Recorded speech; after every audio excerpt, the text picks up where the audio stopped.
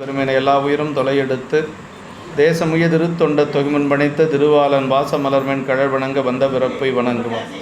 தூக்குசி திருத்தொண்ட தொகைவிரி வாக்கினால் சொல்ல வல்ல பிரான் எங்கள் பாக்கிய பயனாம் பதிகுன்றை வாழ் செக்கிழாரடி சென்னி இருத்துவான். எல்லாம் வல்ல பெருமான் அல்லரும் பன்னார் மொழியமுடனவர் திரு நனாவுடையாருடைய திருவடிகளை வணங்கி அல்லரும் அன்னபூரணி தாயாருணவர் கைலாசநாத பெருமானுடைய திருவடி தாமர்களை மனமொழி மைகளாலை வணங்கி எம்பெருமக்கள் நாயன்மாருடைய பொன்னார் திருவடி தாமர்களை முக்கரணங்களாலை வணங்கி உரையாசிரியர் சிவக்குணையாவுடைய திருவடியிலே நேல நினைந்து அடியனுடைய ஞானசிரிய பெருந்தேகருடைய திருவடியில் எல்லாம் மனமொழிமைகளாலை வணங்கி அமைகின்றேன். அன்பார்ந்த சிவனை சொல்லர்களே, சென்ற வகுப்பிலே எம்பெருமான் திருநாவுக்கரசு நாயனார்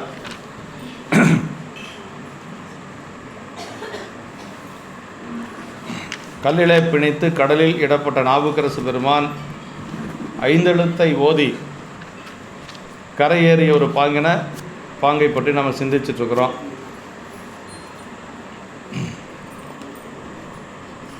செக்கிழார் பெருமான் அவர் எப்படி கரை ஏறினார் அப்படிங்கிறத சென்ற வகுப்பில் நம்ம சிந்திச்சோம். இருவினை பாசமும் மலக்களார்த்தலின் வருபவ கடலில் வீழ் மாக்கள் ஏறிட அருளுமை அஞ்செழுத்து அரசினை ஒருகள் மேல் ஏற்றிடல் உரைத்தல் வேண்டுமோ என்று சொல்லி செக்கிழார் பெருமான், அதாவது நல்வினை தீவினை என்று சொல்லக்கூடிய அந்த இரண்டு கயிறும் ஆணவம் என்னும் கல்லினோடு இருக பிணித்தலின் பிறவியாகிய கடலில் வீழக்கூடிய மாக்கள், அந்த பிறவி கடலில் இருக்கக்கூடிய மக்கள் அதிலிருந்து மேலேறுவதற்கு அஞ்செழுத்தை சொன்னால் மேலே வந்துடலாமா?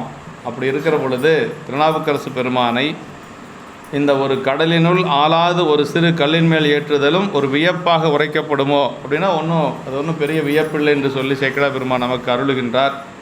அப்படி அந்த திருவைந்தெழுத்து பதிகமாக இருக்கக்கூடிய சொற்றுணை வேதியன் என்று சொல்லக்கூடிய பதிகத்தை ஓதி அவர் கரையேறிய இடம்தான் கரையேறிய குப்பம் என்று சொல்லுவது. கரையேறிய குப்பம் நாமெல்லாம் இப்போ சென்று பார்த்த ஒரு பதிதான் இல்லைங்களா? அதற்கு பிறகு அவர் அந்த கரை ஏறிய பிறகு பாதிரி புலியூர் பெருமானை அங்கு பாடுகிறார். அதான் தொழுந்தகை நாவினுக்கரசும் தொண்டர் முன் செழுந்திரு பாதிரி புலியூர் திங்கள்வெண் கொழுந்தனி சடையனை கும்பிட்டு அன்புற விழுந்து எழுந்து அருள்நெறி விளங்க பாடுவார் என்று சொல்லி, அதாவது நாவுக்கரசு பெருமானை இந்த இடத்துல தொழுந்தகை நாவினுக்கரசு, இது ரொம்ப நம்ம விரிவாக பார்த்தோம் இல்லைங்களா? தொழுந்தகை நாவினுக்கரசுனா யாவராலும் தொழத்தகுந்த நாவுக்கரசு பெருமான், எல்லாரும் வணங்கக்கூடிய பெருமையுடையவர் திருநாவுக்கரசு நாயனார். அதே மாதிரி தான் நம்முடைய நாயன்மார்கள் எல்லாருமே இருந்தாலும் இந்த இடத்துல சரீரத்தினுடைய நாயகராக இருக்கிறதுனால அவரை நம்ம போற்றி வழிபாடு செய்யணும். அதாவது தொழுந்தகை நாவினுக்கு அரசு, தொழுந்தகை நாவினுக்கு அரசும் தொண்டர் முன் அடியார்கள் முன்பாக அப்படி செழுந்திரு பாதிரி புலியூரில் எழுந்தருளி இருக்கும் அந்த சடையுடைய பெருமானை கும்பிட்டு அன்பு பொருந்தும்படி கீழே விழுந்து வணங்கி பின் எழுந்து நின்று அந்த திருவருள் நெறி உலகில் விளங்கும்படி பாடுவாராகி என்று சொல்லி அந்த திருவருள் நெறியானது உலகத்தில் விளக்கம் பெறும்படியாக இந்த பதிகத்தை பாடுறார். அந்த பாடல் தான் இந்த ஈன்றாளுமாய் எனக்கு எந்தையுமாய் உடன் தோன்றினாரா என்று சொல்லக்கூடிய திருப்பதிகம். அதான் இந்த பாட்டு. ஈன்றாளுமாய் எனக்கு எந்தையும் ஆகி என எடுத்து தோன்றா துணையாயிருந்தனன் தன் அடியோங்கட்கு என்று வான்தாள் புனல் கங்கை வால் சடையானை மற்ற எவ்வுயிர்க்கும் சான்றாம் ஒருவனை தந்தமிழ் மாலைகள் சாத்தினரே, தந்தமிழ் மாலைகள் சாத்தினரே என்று சொல்லி, அதாவது ஈன்றாளுமாய் எனக்கு எந்தையுமாகி என்று தொடங்கக்கூடிய அந்த தோன்றா துணையாக இருந்தனன் தன் அடியோங்களுக்கு, பெருமான் அடியார்களுக்கு எப்படி இருக்கிறார்னா தோன்றா துணையாக, தோன்றும் துணை தோன்றா துணை அப்படின்னா பெருமான் வெளிப்பட்டு தோன்றினாலும் கூட நமக்கு எப்படி இருப்பார்? துணையாக எப்பொழுதும் இருப்பார். எப்பொழுதும் நமக்கு உடனிருந்து அருள் செய்யக்கூடியவன் பெருமானுக்கு. ஒரு தோழன் தொண்டருளன் கோதில் குலத்தருந்தன் கோயில் பினா பிள்ளைகள். மார்கழி மாதம் வரப்போகுது இல்லைங்களா? எப்பொழுது இங்குனம் இல்லங்கள் தோறும் எழுந்தருளி செங்கமல பொற்பாதம் தந்தருளும் சேவகனை அப்படின்னார். சாமி எப்படி இருக்கார்? நம்மளுக்கு சேவகனாக இருக்கிறாராம் அடியார்களுக்கு. ஆமாம், பண்டாரி ஆனபடி போற்றின்னு சொல்லி போற்றி பகருடையில் வருது. சாமி எப்படி இருப்பார் அடியார்களுக்கு? பண்டாரின்னு என்ன தெரியுங்களா? வேலைக்காரன். ஆமாம், அப்படி அடியார்களுக்கு பெருமான் பண்டாரி ஆனபடி போற்றி என்று சொல்லி அதில் வரும். போற்றி பகருடையில் வருங்க. அப்படின்னா பெருமான் அடியார்களுக்கு தான் அப்படி இருப்பார். மற்றவங்க ஏனைய தேவர்களுக்கெல்லாம் அப்படி கிடையாது. தேவர்கள் தான் அடிமை. ஆனால் அடியார்களுக்கு அருள் செய்ய வருகின்ற பொழுது பெருமான் சொல்கிறார், அதம் வந்தானை விரலியும் நீயும் நீ நடியார் பழங்குடில் தோறும் எழுந்தருளிய பரணேனர். அதான் பழைய குடிசையாக இருந்தாலும் கூட பெருமான் எழுந்தருளி அருள் செய்வானா அடியார்களுக்கு. வந்தனை விரலியும் நீயும் நின் அடியார் பழங்குடில் தோறும் எழுந்தருளிய பரனே என்று சொல்லி திருப்பள்ளி எழுச்சியில் வாதவரடிகள் பாடுறார். அப்படின்னா பெருமான் அடியார்களுக்கு அருள் செய்ய வருகின்ற பொழுது எப்படி வேணாலும் வந்து அருள் செய்வார், எந்த மாதிரி வேணாலும் வந்து அருள் செய்வார். அதான் இப்போ வந்து என்ன சொல்கிறார் அப்படின்னா, தோன்றா துணையாக இருந்தன் தன் அடியோங்களுக்கு, அடியார்களுக்கு எப்பொழுதும் பெருமான் வந்து கூட இருந்து அருள் செய்வான். அதற்கு மேலே அதான் 2 கருணைங்கிறத நம்ம தெரிஞ்சுக்கணும். அறக்கருணை, மரக்கருணை. எப்படி வேணாலும் அருள் செய்வான். நம்மளுடைய வினையை நீக்குவதற்காக பெருமான் அருள் செய்யக்கூடியது 2.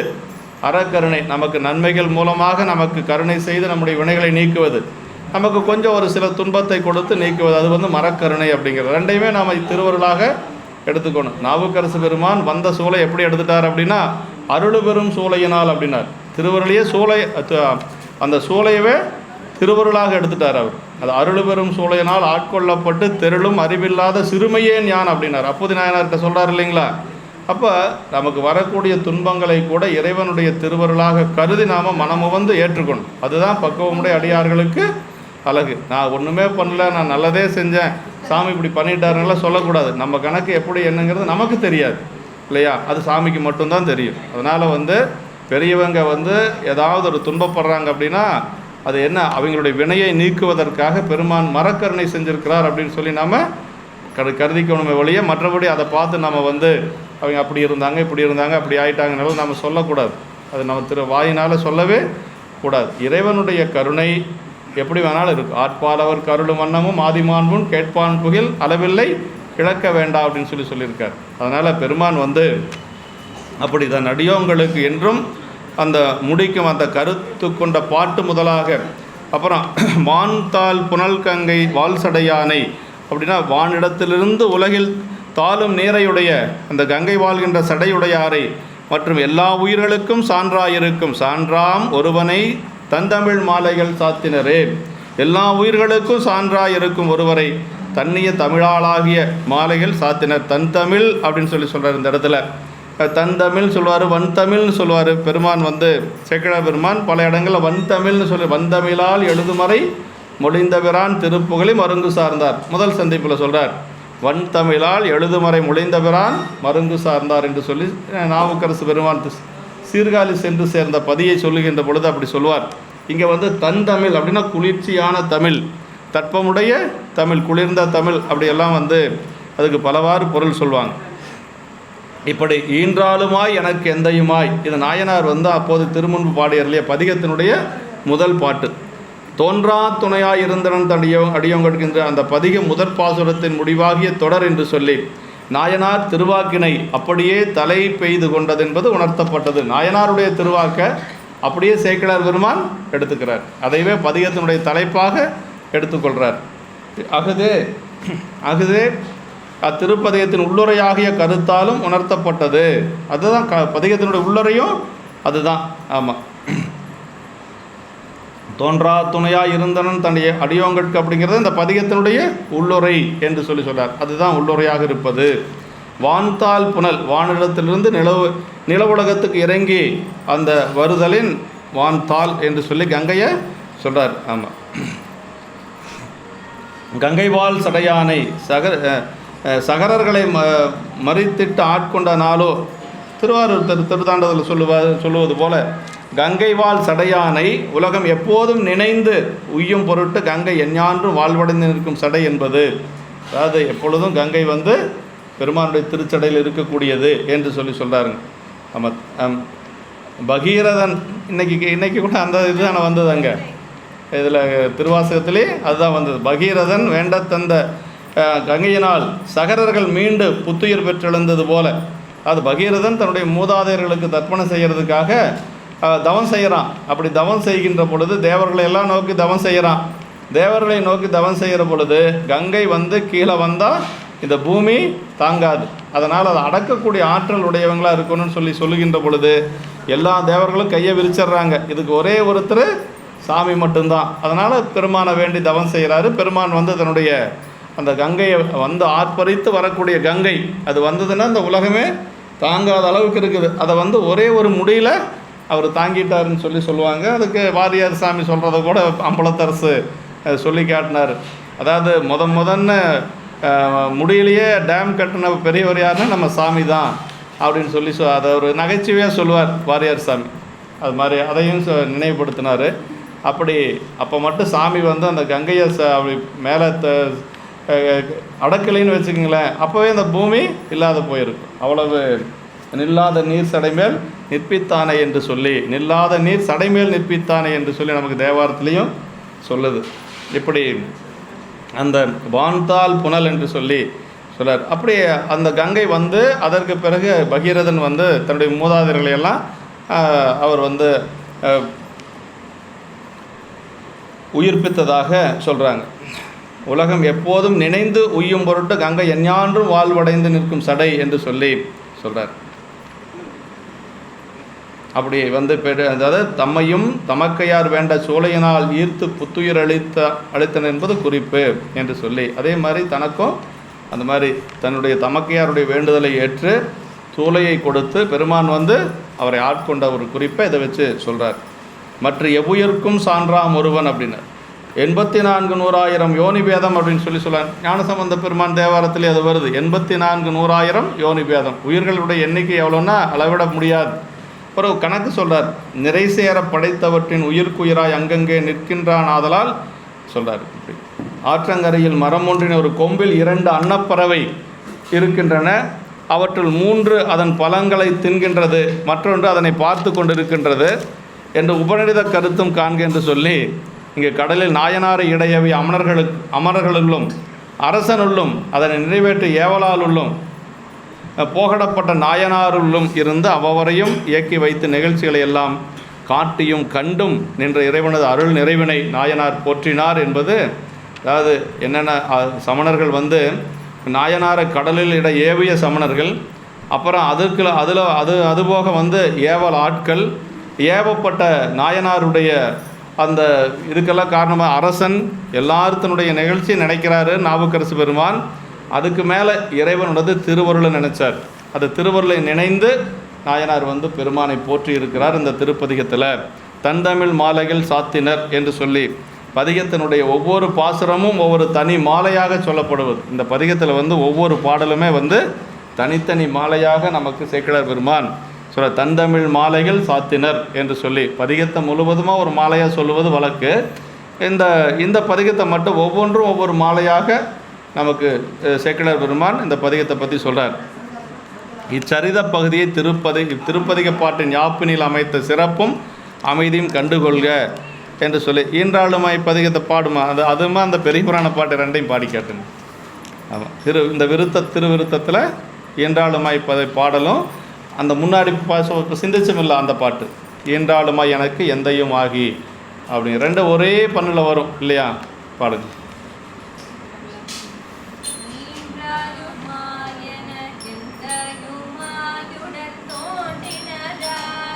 மூன்றாயுலகம் படைத்து வந்தான் மனத்துள்ளிருக்க வேண்டான் இமையவர் தன்பந்திரு அதிரி புலியூர் தோன்றா துணையாயிருந்தனன் தன் அடியோங்களுக்கே.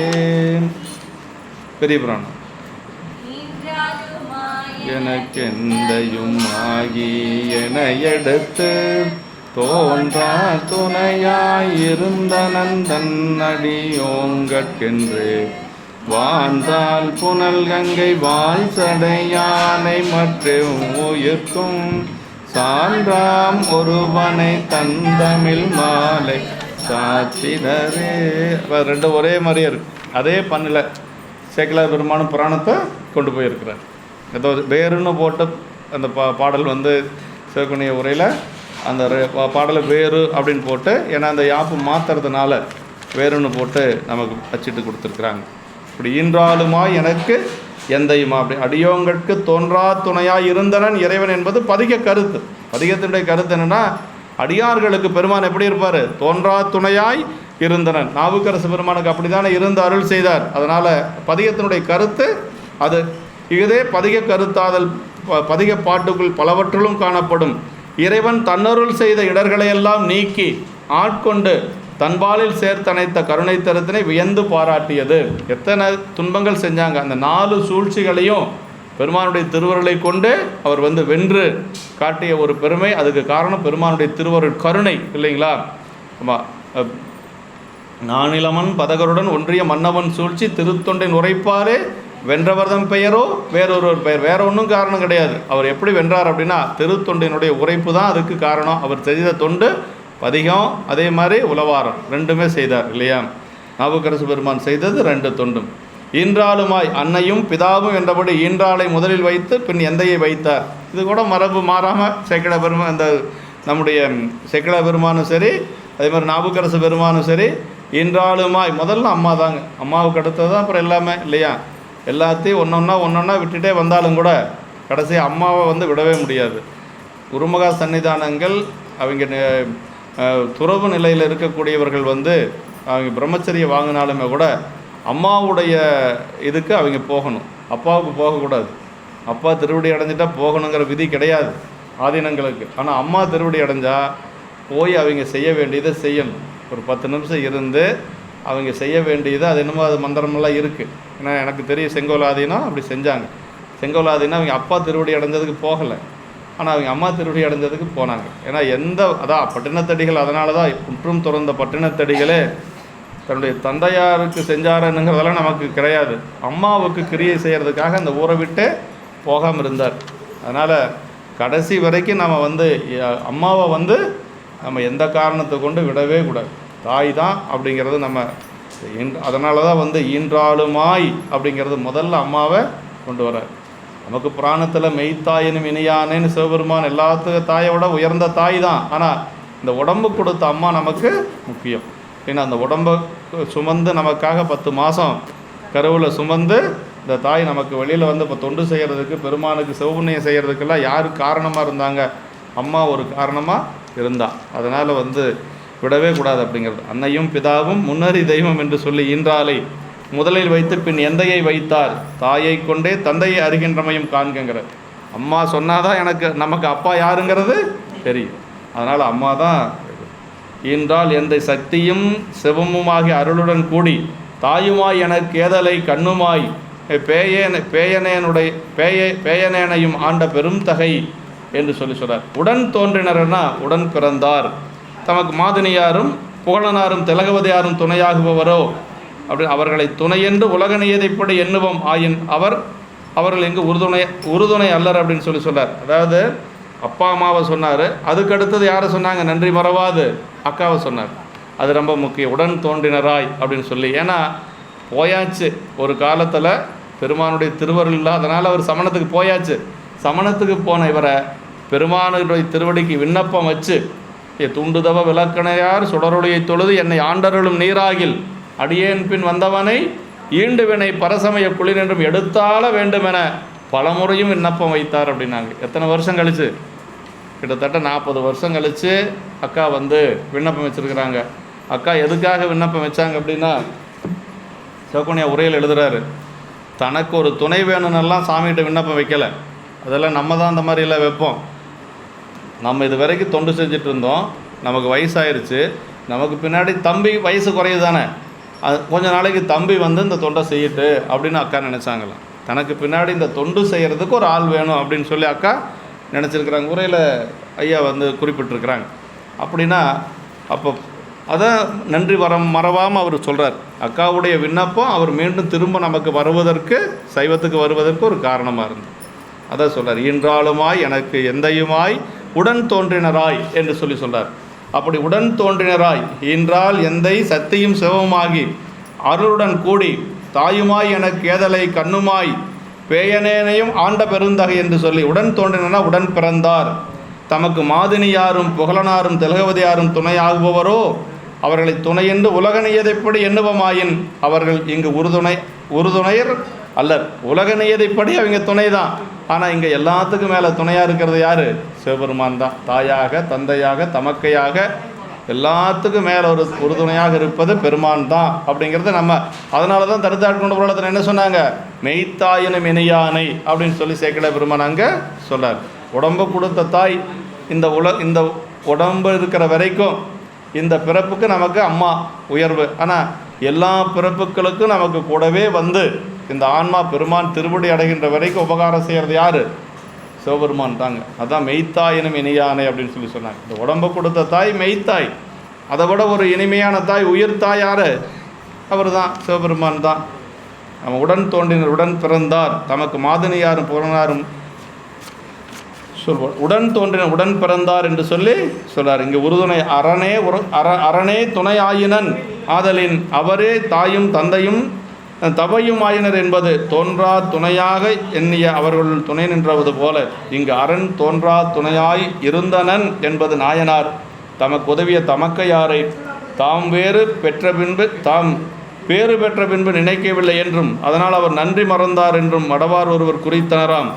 யாரோ ஒருத்தர் சொல்லியிருக்கிறாங்க, அவர் திருவடி பேரை பெருமானுடைய அந்த ஆட்கொண்டதுக்கு பிறகு அக்காவை மறந்துட்டார்னு அப்படியெல்லாம் பேசியிருக்கிறாங்க. அவன் சொல்கிறார் உரையாசிரியர். அதனால் அதுக்கெல்லாம் நாவுக்கரசு பெருமான் இடம் கொடுக்காம அந்த நன்றி மறவாது பாடியிருக்கிறாங்க அப்படிங்கிறது ஒரு கருத்து சொல்கிறாங்க. தோன்றா துணையாய் இருந்தனன் என்பது நாயனார் தமக்கு உதவிய தமக்கையாரை தாம் பேறு பெற்ற பின்பு நினைக்கவில்லை என்றும் அதனால் அவர் நன்றி மறந்தார் என்றும் மடவார் ஒருவர் குறித்தனராம். அவர் உடன் தோன்றினராய் என்ற இதனை மறந்தனர் போலும் மூன்றாயுலகம் படைத்துகந்தான் என்று சொல்லி அரண் அவ்வாறு தாயும் தந்தையும் தவையுமாய் இருத்தலுக்கு காரணம் கூறியபடி என்று சொல்றார். மூன்றாய் அப்படிங்கிறது அவள் அது என்று அவையாகி உலகம் தோன்றா துணையாய் மனத்துள் இருக்க ஏன்றானாதலின் துணையாய் இருந்தமை தெரிந்தேன் என்று சொல்லி சொல்றார். ஏன்றான்னா ஏற்றுக்கொண்டான் சொல்லி, ஏன்றாய் அப்படின்னா ஏற்றுக்கொண்டான் என்று சொல்லி பெருமான் ஏற்றுக்கொண்டான். மனத்துள் நீங்காதிருக்க மறப்பில்லாது தன்னை என்னுள் வைக்க அரண் அருளியதே அவன் துணை செய்யும் பெருங்கருணை. பெருமானுடைய திருவடியை மறக்காமல் நம்ம இருக்கணும். அதுக்கு பெருமானுடைய திருவருள் நமக்கு வேணும் அப்படின்னு சொல்லி சொல்கிறார். அடியோங்களுக்கு தம்மையும் தமக்கையாரையும் ஏனை அடியவரையும் புலப்படுத்தியது எல்லா உயிர்களுக்கும் துணையா ஆவானாயினும் அடியோங்களிடம் வெளிப்பட்டும் பிற இடங்கள் மறைந்தும் துணை செய்வன். இது ரொம்ப முக்கியங்க. பெருமான் எல்லா இடத்துலையும் வெளிப்பட்டு இருந்தாலும் கூட அடியார்களுக்கு ரொம்ப வெளிப்பட்டிருப்பார், உலகத்தார்களுக்கு கொஞ்சம் மறைந்திருப்பார். ஆமாம், பாசத்தார் சிவஞான போதத்தில் அடிக்கடி அது சொல்லிகிட்டு இருக்கக்கூடிய குரல் தான் அது. ஆமாம், ததினை போலன்னு வரும். நல்ல இடம். சிவஞான போதத்தில் 12ஆம் நூற்பாவில் வரக்கூடிய அந்த இது வெண்பாவில் வரும்.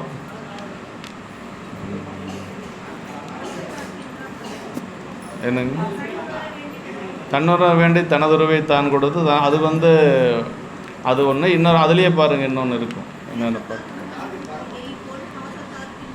அது முதல் வரி என்ன?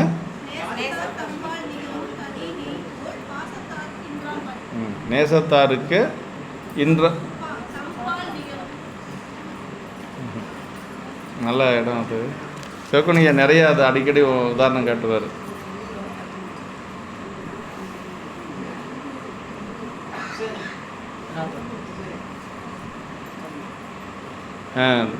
நேசத்தார் தம்பால் நிகழும் ததினை போல பாசத்தாருக்கு இன்றாம் பதி அப்படின்னு சொல்லி இன்னொன்று இருக்குது.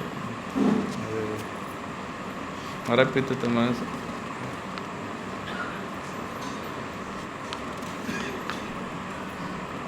நிறைய இடங்கள் சிவஞான போதத்தில் நிறையா இருக்குது. 12ஆம் சூத்திரத்தில் பார்த்தா முழுவதும் அடியார்களோடு இருக்கிறதே தான் இருக்கும்.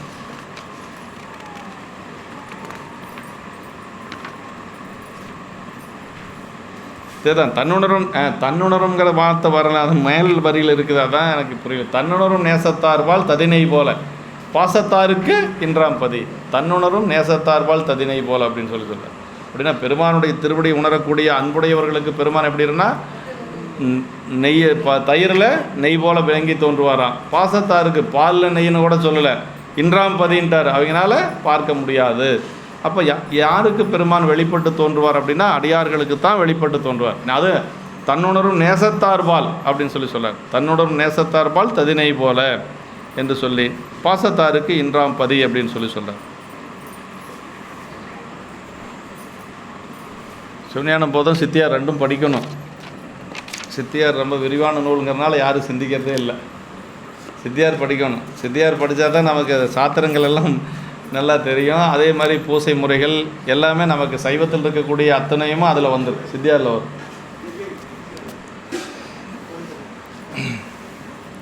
அடியோங்கட்கு தம்மையும் தமக்கையாரையும் என அடியவர் யாவரையும் அதான் பாருங்க, இப்போ அப்பாவை சொல்லிட்டாரு, அம்மாவை சொல்லிட்டாரு, அக்காவை சொல்லிட்டாரு, அடியார்களை விடலை. அப்போ அடியோங்கட்கே அப்படின்னு சொல்லி அதையும் இந்த பாட்டிலே சொல்கிறார்.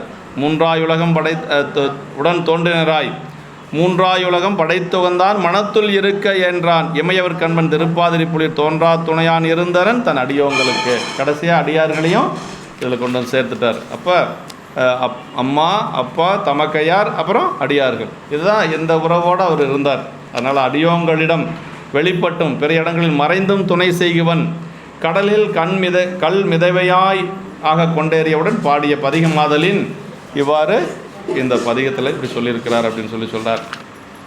நிறைய இதில் முக்கியமான பாடல். கருவாய் கிடந்து உன் கடலே நினையும் கருத்துடையேன் உருவாய் தெரிந்து உந்தன் நாமம் பயின்றேன் உணதருளால் திருவாய் புலிய சிவாய நமையென்று நீரணிந்தேன் கருவாய் சிவகதினி பாதிரி புலியூர் அரணே. இதெல்லாம் ரொம்ப அருமையானது. எல்லா பாட்டுமே ரொம்ப முக்கியம்தான். கருவாய் கிடந்து உன் கடலே நினையும் கருத்துடையேன் அப்படின்னார். அதாவது இதை என்ன சொல்கிறார், உருவாய் தெரிந்து உந்தன் நாமம் பயின்றேன் உணதருளால் சிவாய நமையென்று நீரணிந்தேன்கிறார். இப்போ திருநீர் எடுத்தால் நம்ம அஞ்செழுத்தை சொல்லித்தான் அணியணும். வெறுமனே எடுத்து சும்மா அப்படி போசக்கூடாது. சிவாய நம சிவாய ஏதாவது ஒரு அஞ்செழுத்தை சொல்லி நம்ம திருக்கையிலை குன்றுடையான் திருநீற்றை அஞ்செழுத்தை ஓதி கொடுத்தார் அப்படின்னார். அப்போ கொடுக்கிற பொழுதும் அஞ்செழுத்தை சொல்லி கொடுக்கணும். அதே மாதிரி இடுகின்ற பொழுதும் திருநீரை அஞ்செழுத்தை சொல்லி இடணுங்க. ஆமாம், அஞ்செழுத்தை ஓதி கொடுத்தார் அப்படின்னு சொல்கிறார். கருவாய் கிடந்து உன் கடலே நிறையும் கருவில் இருக்கிற பொழுது பெருமானுடைய நினைவோடு இருக்கிறார். உருவாய் தெரிந்து உந்தன் நாமம் பயின்றேன் உணதருளால் திருவாய் ஒளிய சிவாய நமை என்று நீரணிந்தேன் தருவாய் சிவகதினி பாதிரி புலியூர் அரணே என்று சொல்லி அப்படியே சிவாய நமை என்று நீரணிந்தேன் என்ற ஈதம் அக்கருத்தை வலியுறுத்தும். நம்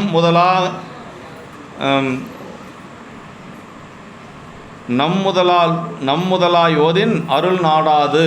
அதாவது சைவ சித்தாந்தத்தில் என்ன சொல்லுதுன்னா, சி முதலாக வச்சு ஓதணும் அஞ்செழுத்து அப்படின்னு சொல்லுதுங்க. நான் என்று சொல்லுவது நமக்கு அந்த உலகியலில் வரதுனால சி என்று சொல்லுவது சிகாரத்தை முன்னாடி வச்சு ஓதுனா நல்லா உடனே அருள் கிடைக்கும் அப்படின்னு சொல்லுவாங்க.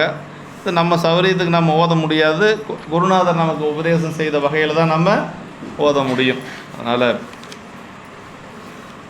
அப்புறம் என்ன சொல்லார் பாருங்க, பெரிய அதாவது புலுவாய் பிறக்கினும் புண்ணியா உன்னடி என்மனத்தை வலுவாதிருக்க வரந்தர வேண்டும் வையகத்தை தொழுவார்க்கு இறங்கி இருந்தல் சி பாதிரி புலியூர் செழுநீர் புழல் கங்கை செஞ்சடை மேல் வைத்த தீவண்ணன் என்னார். சிவகணி ஐயா அந்திம காலத்தில் அவர் திருவடி விண்ணப்பமாக வச்ச திருப்பாடல் இதுதான் சொல்லி அவருடைய சுயசரிதியில் எழுதியிருக்கார். என்ன அடுத்த பிறப்பு எப்படி வேணாலும் இருக்கலாம். இருக்கிறதே ரொம்ப மோசமான பிறப்பு என்னென்னா புழு தான் இல்லையா. அப்படி இருந்தாலும் பரவாயில்ல. ஆனால் புழுக்கு அந்த மனமெல்லாம் இருக்குமா எண்ணமெல்லாம் இருக்குமான்னா அதெல்லாம் அவர் யோசிக்கலாம். அதாவது எந்த ஒரு பிறப்பை கொடுத்தாலும் சரி அது உன்னுடைய திருவடியை நினைக்கக்கூடிய பிறப்பாக இருக்கணுங்கிறார் அப்பர் சாமி. அதான் பிறப்பு வேண்டான்னு கேட்குறது வேற. ஆனால் அப்படி பிறக்க வினையின் காரணமாக பிறந்தாச்சு அப்படின்னு சொன்னாலும் கூட திருவடி மறவாது இருக்கணும் அப்படிங்கிறார். அது நம்ம உடனே எல்லாருமே திருவடி பேர் அடைஞ்சிருவோம்னு சொல்ல முடியாது. ஏதோ ஒரு எஞ்சிய வினையின் காரணமாக கூட அடுத்த ஒரு பிறப்பு வரலாம் இல்லையா. புழுவாய் பிறக்கினும் புண்ணியா உன்னடி என்மனத்தை வலுவாது இருக்க வரந்தர வேண்டும். கொஞ்சம் கூட திருவடி மறவாது இருக்கணும். அதை இரவாது இன்பன்பு வேண்டிப்பின் வேண்டுகின்றார் பிறவாமை வேண்டும் அப்படின்னா எப்பொழுதும் பெருமானுடைய திருவடி நினைவு நமக்கு இருந்து கொண்டே இருக்கணும். அப்போ தான் நமக்கு அந்த என்ன சொல்கிறார், அப்படி எல்லா பிராணிகளும் நின்றான் சரணென்றோ இவ்வாறு வரங்கேற்க நாமும் பயின்றிடல் நலன் தருவதாம். சிவகுணை உரை எழுதியிருக்கிறார் பாருங்க. என்ன சொல்கிறாருன்னா, உன்னை நிறைய அதுக்கு பொருள் சொல்லியிருக்கிறாரு. அது இதில் இங்கே ஒரு தேவாரத்தில் பாடுவார், திருப்புகலூர் தேவாரத்தில் என்ன சொல்கிறாருன்னா, முன்னே உரைத்தால் முகமனையொக்கும் இம்மூலகுக்கும் அன்னையும் அத்தனும் மாவாய் அலர்வனா நீயலையோ உன்னை நினைந்தே கழியும் என்னாவி அப்படிங்கிறார். உன்னை நினைந்தே கழியும் என்னாவி கழிந்தபின் என்னை மறக்க பெறாயும் பிரானுன்னை அடியேன் என்று சொல்கிறார். அதாவது உன்னை நினச்சிட்டு தான் இந்த ஆவி போகும். நான் அது போனதுக்கு பிறகு எங்கே இருப்புன்னு எனக்கு தெரியாது, அப்போ நீ வந்து எனக்கு அருள் செய்யணும் என்று சொல்லி அது வந்து சிவபூஜை முடிகிற பொழுது நம்ம விண்ணப்பம் வைக்கக்கூடிய திருப்பாடலில் இது ஒன்று கொடுத்துருப்பாங்க. முன்னே உரைத்தால் முகமனே யொக்கும் எம்மூலகக்கும் அன்னையும் அத்தனும் ஆவாய் அழல்வனா நீ அலையோ, உன்னை நினைந்தே கழியும் என் ஆவி அப்படின்னு. உன்னை நினச்சிட்டு தான் அந்த ஆவி போகும், ஆனாலும் கூட அது ஆவி போனதுக்கு பிறகு, உயிர் போனதுக்கு பிறகு எங்கே நம்ம போவோன்னு நமக்கு தெரியாது. அப்போ வந்து பெருமான் வந்து அருள் செய்யணும் என்று சொல்லி பெருமான்கிட்ட விண்ணப்பம் வைக்கிறார். உன்னை நினைந்தே கழியும் என் ஆவி துஞ்சும் போது நின் நாமத்து எழுத்து அஞ்சும் தோன்ற அருளும் ஐயாரரே என்று சொல்லி கேட்குறாங்க இல்லைங்களா. அப்படின்னா உயிர் பிரிகின்ற பொழுது கூட, இல்லை தூங்குகின்ற பொழுது கூட பெருமானுடைய திருநாமம் எப்பொழுதும் நம்ம நெஞ்சில் இருந்து கொண்டே இருக்கணும் அப்படின்னு சொல்லி சொல்கிறார். துஞ்சும் போது நின் திரு எழுத்து அஞ்சும் தோன்ற அருளும் ஐயாரரே, துஞ்சும் போதாக வந்து துணையனக்காகி நின்று அஞ்சல் என்று அருள வேண்டும் ஆவடுதுறை உலானே என்று சொல்லி இப்படியெல்லாம் வந்து உன்னை நினைந்தே கழியும் என்னாவி கழிந்ததுடன் என்னை மறக்கப் பெறாயும் பிராணனை வேண்டுவதே என்று சொல்லி பெருமாண்ட விண்ணப்பமாக வைக்கிறார். நாயனார் இது தமக்காக கேட்கும் வரம் பொன்னார் திருவடிக்கு ஒன்று உண்டு விண்ணப்பம் என்னாவி காப்பதற்கு இச்சையுண்டேல் இருங்கூற்றகல மின்னாரும் மூவிலை சூலம் என்மேல் பொறின்னு கேட்டார் இல்லைங்களா. அப்படின்னா சமணத்தில் இருந்த அந்த தொடக்கு நீங்கிறதுக்கு ஒரே வழி என்ன அப்படின்னா இந்த இடபமும், ஏன்னா எத்தனையோ சிவகுற்றங்கள் நம்ம செஞ்சுருப்போம். அப்புறம் இந்த உடம்பு வந்து எப்படின்னா சமணர்கள் கொடுத்த உணவையெல்லாம் உண்ட உடம்பு, அதனுடைய அந்த தீட்டு நீங்கணும் அப்படின்னா அவர் என்ன கேட்குறாரு, இடபம் கேட்குறாரு, சூலம் கேட்குறாரு, அதே மாதிரி திருநீர் கேட்குறாரு, திருவடி என் மீது பூசு அப்படின்னு சொல்லி கேட்குறார். இது மூணும் கேட்குறார். இடபம் பொறித்து என்ன ஏன்றுகள் திருவடி நீரனை பூசு பூவார் அடிச்சுவடு என்மேல் பொறித்துவை என்று சொல்லி இதெல்லாமே பெருமான் வந்து அப்பர் சாமிகள் வந்து இறைவனிடத்தில் கேட்ட வரங்கள். நின்றால் சரண் என்று ஏம்பழிப்பார்கட்கு இறங்கு கண்டா என்று பசுபதி திருவிதத்தில் வந்து திருவிருத்தத்தில் சொல்கிறார். அடியவர்க்காக கேட்டவை இவ்வாறு வரங்கேட்க நாமும் பயின்றிடல் நலம் தருவதாம் என்று சொல்லி சொல்கிறார். இந்த பாட்டு பல அடியார்களாலும் பயின்றோதப்படுவது புழுவும் திருவடி வரபாத தன்மையுடையதோ எனின் எல்லா வகை பிராணிகளும் இறைவனை அர்ச்சித்து பேறு பெறத்தக்கன என்பது சைவ சித்தாந்த கொள்கைகளில் ஒன்று. இயக்கர் கிண்ணறர் என்ற நம்பிகளுடைய தேவாரத்திலே வருது. அப்போ எல்லா உயிர்களுமே பெருமான் திருவடி அடைந்து இருக்கிறதாக நமக்கு நிறைய புராணங்கள் சொல்லுது. அதனால் வந்து அப்படி சொல்கிறார். அருளால் புழுவாகி பிறந்திடனும் பொன்னுலகு போடக்க எண்ணுவன் என்று சொல்லி பொன்வண்ண தந்தாதியிலையும் இதே மாதிரி ஒரு பாடல் வருதுன்னு சொல்லி நமக்கு சொல்லப்பட்டிருக்கு. தொழுவார்க்கு இறங்கி இருந்தருள் செய்வாய் என்று சொல்லி உன்னிடம் விவரம் வேண்டுகின்றேன் என்றபடி நாவுக்கரசு பெருமான் வந்து இந்த பாடலில் பெருமானுடைய திருவடிக்கு விண்ணப்பம் வைக்கிறார். எப்படி பிறந்தாலும் பரவாயில்லை, ஆனால் அந்த பிறப்பில் உன்னுடைய திருவடி மறவாது இருக்கணும் என்று சொல்லி சொல்கிறார். இந்த அளவுக்கு இந்த திருப்பதிகம் வந்து ரொம்ப அருமையான ஒரு திருப்பதிகம்.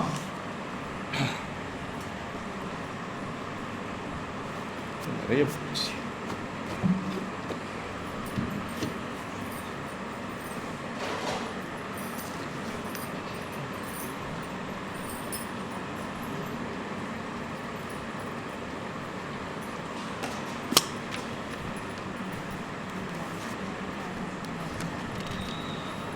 நாயனார் பரசமய பாசத்தொடக்கு நின்றும் சிவனடி புனையினால் முழுதும் வெற்றியுடன் கரையேறி விரும்பி இறைவனை பாடியருளிய முதல் பதிகம் இந்த திருப்பதிகம்தான்.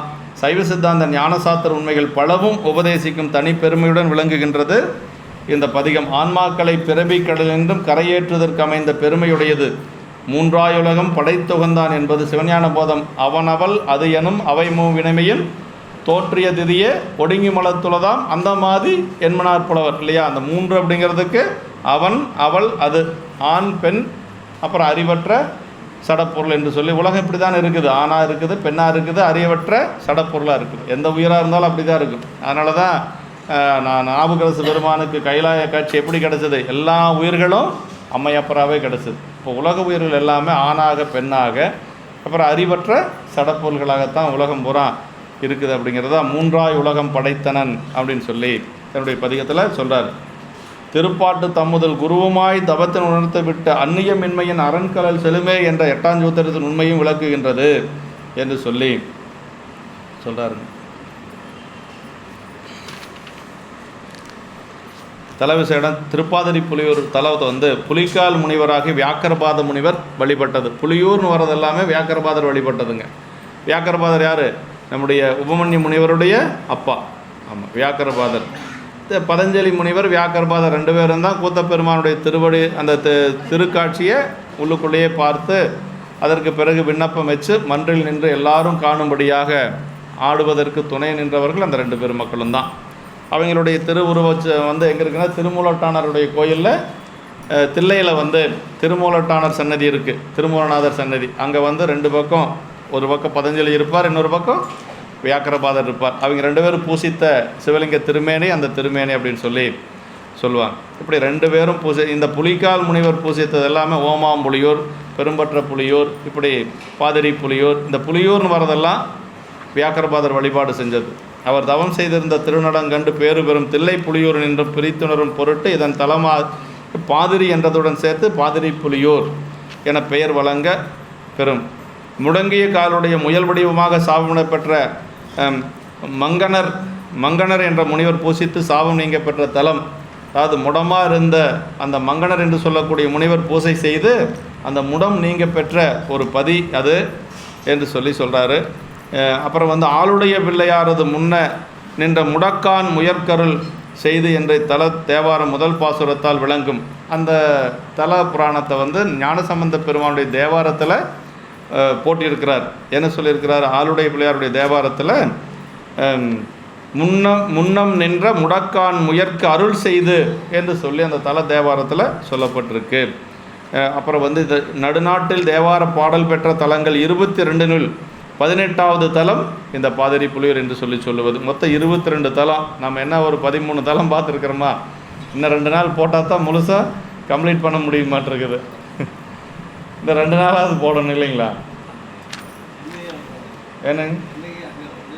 அதாங்க, இப்போ 10 12 தலம் தான் பார்த்துருப்போம் நினைக்கிறேன்.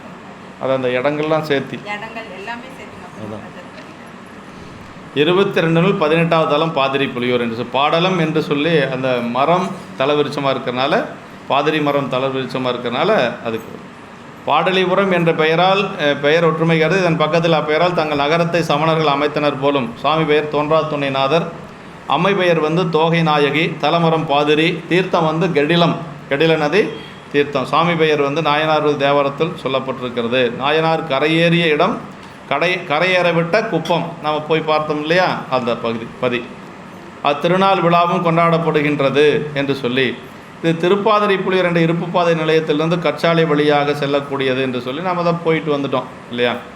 அடுத்த திருப்பாட்டு. மற்றும் இணையன வந்தமிழ் மாலைகள் பாடி, அங்கே தந்தமிழ்னார், இங்கே என்ன சொல்கிறாரு? வந்தமிழ்கிறார்.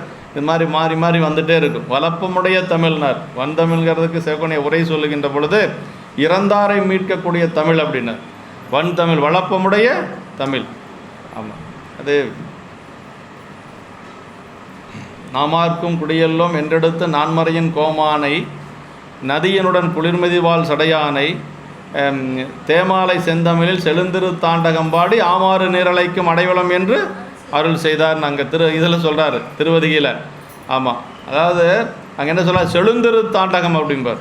அதாவது அது என்ன சொல்? தேமாலை செந்தமிழின் செழுந்திரு தாண்டகம். தேமாலை செந்தமிழின் செழுந்திருத்த நாமார்க்கும் குடியெல்லும் என்றெடுத்து நான்மறையின் கோமானை, வேதங்களுக்கெல்லாம் தலைவனாக இருக்கக்கூடிய சிவபெருமானை, நதியினுடன் குளிர்மதிர்வாள் சடையானை, அப்புறம் தேமாலை செந்தமிழின் செழுந்திரு தாண்டகம் பாடி ஆமாறு நிரலைக்கும் அடைவளம். வந்து சமணர்களெல்லாம் வந்து அழைக்கிறாங்க.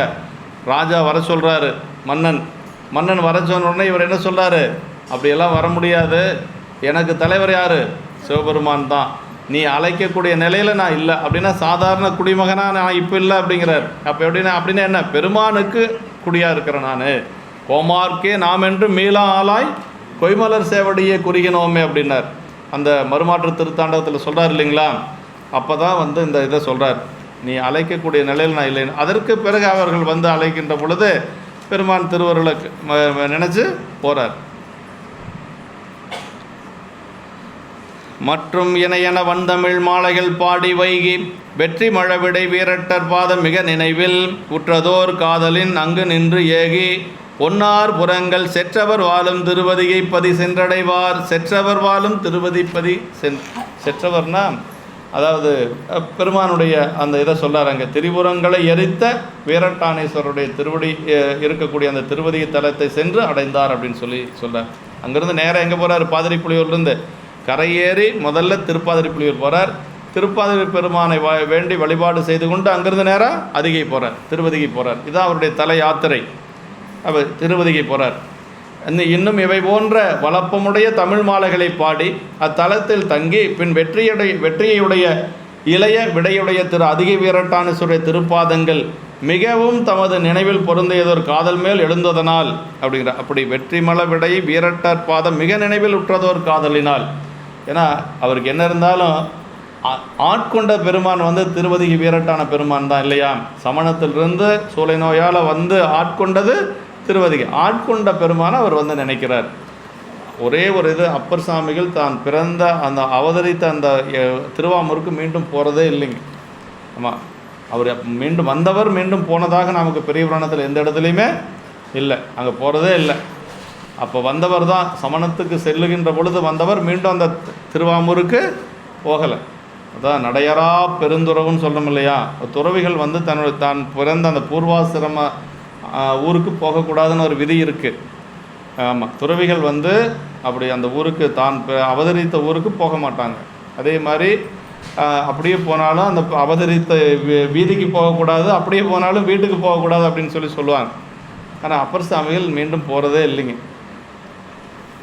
அப்படி அத்தலத்தில் தங்கி வெற்றியுடைய இளைய அந்த பெருமானுடைய திருப்பாதங்களை திரு அதிகை வீரட்டான பெருமானுடைய திருப்பாதங்களை மிகவும் தமது நினைவில் பொருந்தியதோர் காதல் மேல் எழுந்ததனால் அங்கு நின்றும் சென்று பகைவருடைய திருபுறங்களையும் எரித்தவரை வீரட்டானேஸ்வரர் வாழும் திருவதிகை தலத்தை சென்று அடைந்தார் அப்படின்னார். திருவதிகை சென்று இப்போ சேர்றாருங்க.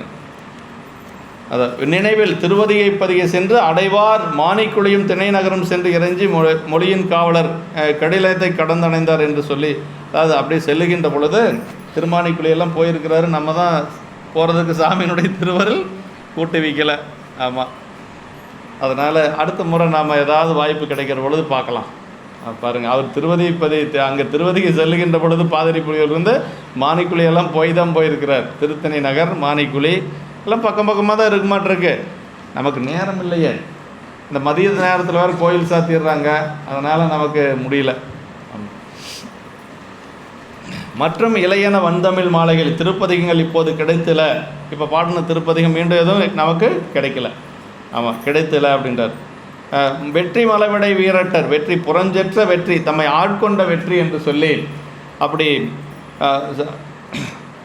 அமணர்களினின்றும் கடப்பித்து ஏற்றுக்கொண்ட வெற்றி விடையென அடைந்தவருக்கு அரண் அளிப்பது என்று சொல்லி ஒன்னார் புறங்கள் செற்றவர் என விரிப்பதும் ஒன்னாரையும் புறங்களையும் என்று சொல்கிறார்.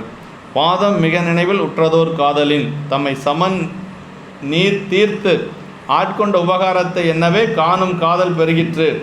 இறைவரிடம் வழிப்படுத்திய குருவாக திலகவதியாரை முன்னர் உரைப்பினும் அவர் வேண்டுதலுக்கு இறங்கி அருளி சூளையாகி அருட்சக்தி பதிவித்து ஈர்த்து ஆளாக கொண்டு உரைத்தமிழ் மாலைகள் சாத்து உணர்வு பெற உணர்த்தி அருளியவர் பரம முதற் குருவாகிய வீரட்டத்தின் இறைவரே. அது என்னதான் அம்மா திருநீர் கொடுத்து அவரை அழைச்சாலும் அதுக்கு அருள் செய்த பெருமான் யார்? வீரட்டானேஸ்வர பெருமான். அவர் அருள் செய்யலைன்னா சூளை வந்திருக்காது, சூளை வரலைன்னா அவர் திரும்ப இங்கே வந்திருக்க மாட்டார் இல்லையா? அதான் அக்காவுடைய வழிபாடு செம்மையாக இருந்தாலும் கூட அருள் செய்த பெருமான் யாருன்னா திருவதிகை வீரட்டான பெருமான். அதனால் இப்போ கரையேறிய பிறகு பாதிரிப்புலியூர் சென்று வழிபாடு செய்த பிறகு அக்காவை நினச்சிட்டு வரல, நினைக்கவும் கூடாது இல்லையா? யார் வரணும்? பெருமான் தான் நமக்கு வரணும். அக்காவை நினைச்சார் அப்படின்னா பற்று இருந்தது அப்படின்னு சொல்லி ஆகி போயிடும். அக்காவை நினச்ச மாதிரி இங்கே எங்கேயும் இல்லை, திருவீரட்டான பெருமானைத்தான் நினைக்கிறார். அக்காவுக்கு ஆட்கொண்டதோடு அக்காவுடைய வேலை முடிஞ்சு போச்சு. ஆமாம், ஆட்கொண்டதோடு அவங்களுடைய இது முடிஞ்சிருச்சு. இப்போ இனிமேல் அவருக்கு யார் அவருடைய மனசில் இருக்கணும்? அதிகை வீரட்டான பெருமான் தான் இருக்கணும். இப்போ அக்காவை பார்க்க வந்தாங்கன்னு இருக்கக்கூடாது. ஆட்கொள்வதற்கு முன்பாக அவர் வந்தது அக்காவை பார்க்கறதுக்கு தான். சமணப்பாளையிலிருந்து வந்தார் இல்லையா, இரவோடு இரவாக. அப்போ யாரை பார்க்க வந்தார்? அக்காவை பார்க்கறதுக்கு தான் வந்தார். அப்போ அதிகை வீரட்டான பெருமான் அவருக்கு தெரியாது. ஆமாம், அக்கா ஆட்கொண்டதுக்கு பிறகு தான் அந்த தோண்டி எடுத்து கையில் கொடுத்து, சீமாத்தை எடுத்து கையில் கொடுத்து, பற்றறுப்பார் அமைப்பணிந்து பணி செய்வீர் என பணித்தார் அப்படின்னாங்க பாரு. அப்போ வந்த உணர்வு தான் இந்த உணர்வு. அப்போ அதுக்கு மேலே வீரட்டான பெருமான் தான் அவருடைய மனசில் இருக்கிறார். திருவதிக்கு வீரட்டான பெருமான் தான் இருக்கிறார். அவர் பாதம் மிக நினைவில் உற்றதோர் காதலின், அப்படி பாதத்தை மனசில் நினைச்சாராம். இறைவனுடைய திருப்பாத்தை நினைச்சோடனே அந்த அன்பு பெருகி வந்தது என்று சொல்கிறார். பெருமான் திருவடி நினைஞ்சா நமக்கு அப்படி அன்பு மனசில் வரணும். எங்கே போனாலும் நம்ம நனா பெருமானை நினச்சா அந்த அன்பு நமக்கு மேலிட்டு வரணும். அதே மாதிரி கைலாச பெருமானை நினச்சோன்னா நமக்கு அந்த அன்பு வரணும். எத்தனை தலங்களுக்கு சென்றாலும் கூட பிள்ளையார் எங்கே போனாலும் சீர்காழி பெருமான தோணியப்பரை பிரிஞ்சு அவரால் இருக்கவே முடியாது. தன்னை ஆட்கொண்ட வள்ளல் இல்லையா, அதனால் அவங்களால. அதே மாதிரி சுந்தரமூர்த்தி சாமிகள் எங்கே போனாலும் ஆரூர் பெருமானை பிரிஞ்சு அவரால் இருக்க முடியாது. பாரோடு விசும்பாட்சி எனக்குனது பாதமலர்னு சொன்னார் சேரமான் பெருமான் நாயனார். நீங்கள் இங்கே ராஜாவாக இருங்க, உங்களுக்கு கீழே நான் பணி செய்கிறேன். பாரோடு விசும்பாட்சி எனக்கு உனது பாதமலர் அப்படின்னு சொன்னார் சேரமான் பெருமான் நாயனார். ஆனால் என்னை ஆட்கொண்ட பெருமான் ஆரூர் பெருமான், அவனை பிரிஞ்ச என்னால் இருக்க முடியாது. பொன்னும் மெய்ப்பொருளும் தருவானை, போகவும் திரும்பும் உணர்ப்பானை, பின்னையன் பிழையை பொறுப்பானை, பிழையலாம் தவிர பணிப்பானை, இன்னதன்மையன் என்று அறிவொன்னா எம்மானை, எளிவந்த பிரானை, அன்னம் பைகும் வயல்படத்தனி ஆரூரானை மறக்கலும் ஆமேனார். எங்கே பாடினார்? அரண்மனையில் பாடிய திருப்பதிகம் இது இல்லையா? திருவஞ்சை களத்தில் கூட பாடலை. இது பாடியது அரண்மனையில், சேரமான் பெருமான் நாயனாருடைய அரண்மனையில் பாடிய திருப்பதிகம். பாருங்கள், அந்த அரண்மனை எவ்வளோ புண்ணியம் செஞ்சுருக்குது பாருங்கள். தேவாரம் பாடுற அளவுக்கு அது புண்ணியம் செஞ்சுருக்கு சேரமான் பெருமான் நாயனாரால். இப்போ அதை ஒரு மசூதியை காட்டி இதுதான் சேரமான் பெருமான் நாயனாருடைய அரண்மனைன்னு சொல்லிட்டு இருக்கிறானுங்க. நம்மளும் அதை ஒவ்வொன்று கேட்டுட்ருக்க வேண்டியதாக இருக்குது. காரணம் என்னென்னு கேட்டால் உணர்வுடைய அன்பர்கள் அங்கே இல்லாததான் காரணம். ஒரு போகிற வழியில் ஒரு மசூதி ஒன்று இருக்கும், அதுக்கு சேரமான் மசூதின்னு அவன் பேர் வேறு வச்சுருக்கான் பாருங்கள். அவன் எவ்வளோ விவரமாக இருக்கிறான் பாருங்கள். சேரமான் மசூதினே வச்சுருக்கிறான் பேர். ஆமாம், அதுதான் அப்படின்னு சொல்கிறாங்க. அப்படியெல்லாம் கிடையாது, அது இல்லை, அப்படி இல்லை. அவருடைய இது இருந்திருக்கு, தனியாக இருந்திருக்கு, அரண்மனை தனியாக இருந்திருக்கும். அப்படி இல்லைன்னா அவர் இருந்த அரண்மனையை இவங்க ஏதாவது ஆக்கிரமித்து அது மசூதியாக முஸ்லீம் முகலாயர் ஆட்சியில் கூட மாற்றிருக்கலாம் இல்லையா? அது மாதிரி ஏதாவது நடந்திருக்கு.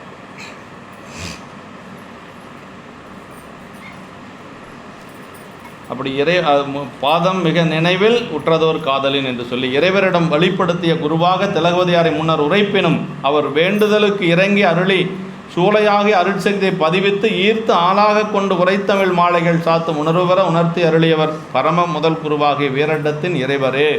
இதை ரொம்ப மறந்துடக்கூடாதுங்க. ஆதலால் அவரை காணும் காதல் மிகுந்தது. அதனால் அவரை பார்க்கணுங்கிற ஆசை நாவுக்கரசு பெருமானுக்கு மிகுந்தெழுந்தது அப்படின்னு சொல்கிறாங்க.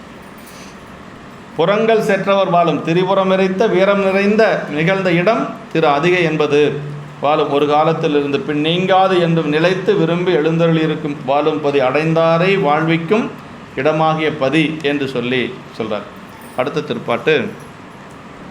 தேவர் பிரான் திருமானை குழியும் திணை நகரும் மேவினர் சென்று விரும்பிய சொல்மலர் கொண்டு இறைஞ்சி பூவலர் சோலை மனமடிவுள்ள பொருள் மொழியின் காவலர் செல்வ திருக்கடிலத்தை கடந்து அணைந்தார். இந்த ரெண்டையும் பார்த்துருந்தோம்னா நாவுக்கரசு பெருமான் சென்ற வழியிலேயே நம்ம போன மாதிரி இருந்திருக்கோம்.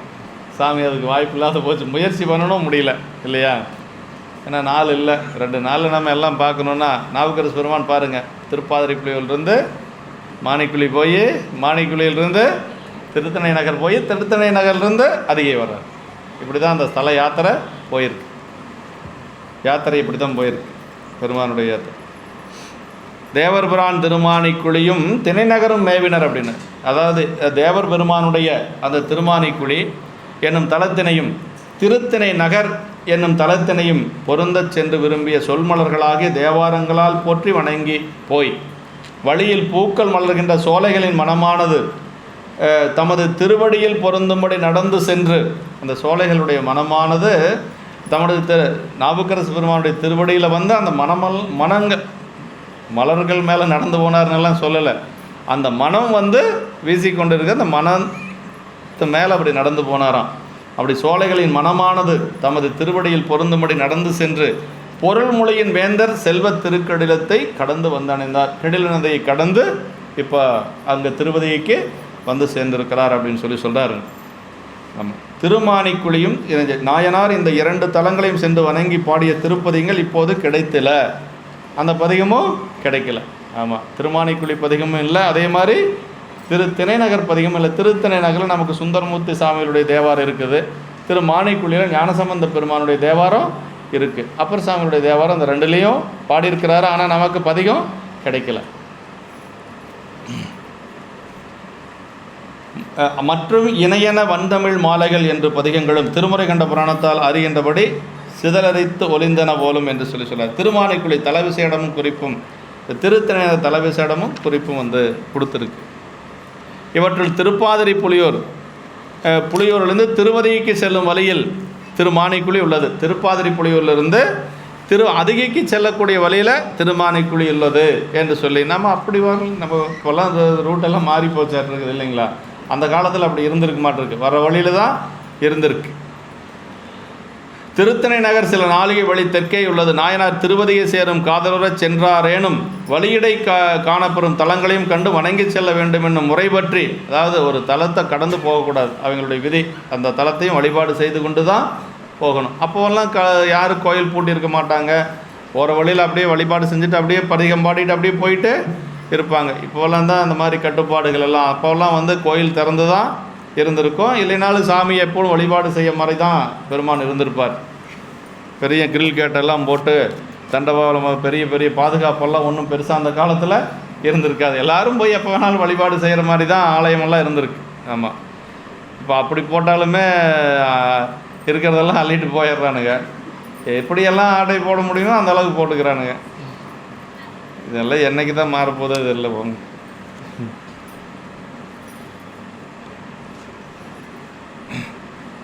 திருத்தணை நகர் சில நாளிகை வழி தலங்களையும் கண்டு வணங்கி செல்ல வேண்டும் என்னும் முறைப்பட்டு தலங்களை விரைந்து சென்றனர். திருத்துறையூரினின்றும் தில்லைகான வழி கொண்ட நம்பிகளும் இவ்வாறு இவற்றையும் வழியடை பிற தலங்களையும் வணங்கி சென்றமை காண்க. திருத்துறையூரிலிருந்து நம்முடைய சுந்தரமூர்த்தி சாமிகள் அப்படி வழிபாடு செய்து கொண்டு செல்லுகின்ற பொழுது திருமானைக்குழியும் திணை நகரும் பார்த்துட்டு தான் வழிபாடு செய்து கொண்டு தான் போகிறார். தில்லை செல்லுகின்ற அரசுகள் வழியடை பிற தலங்களை வழிபாடு செய்தது. இது இப்போ சொல்கிறார். விரும்பிய சொல்மலர் தாம் விரும்பி என்றும் இறைவர் விரும்பி என்றும் உலகம் எல்லாம் விரும்பி என்றும் உரைக்க நின்றது என்று சொல்லி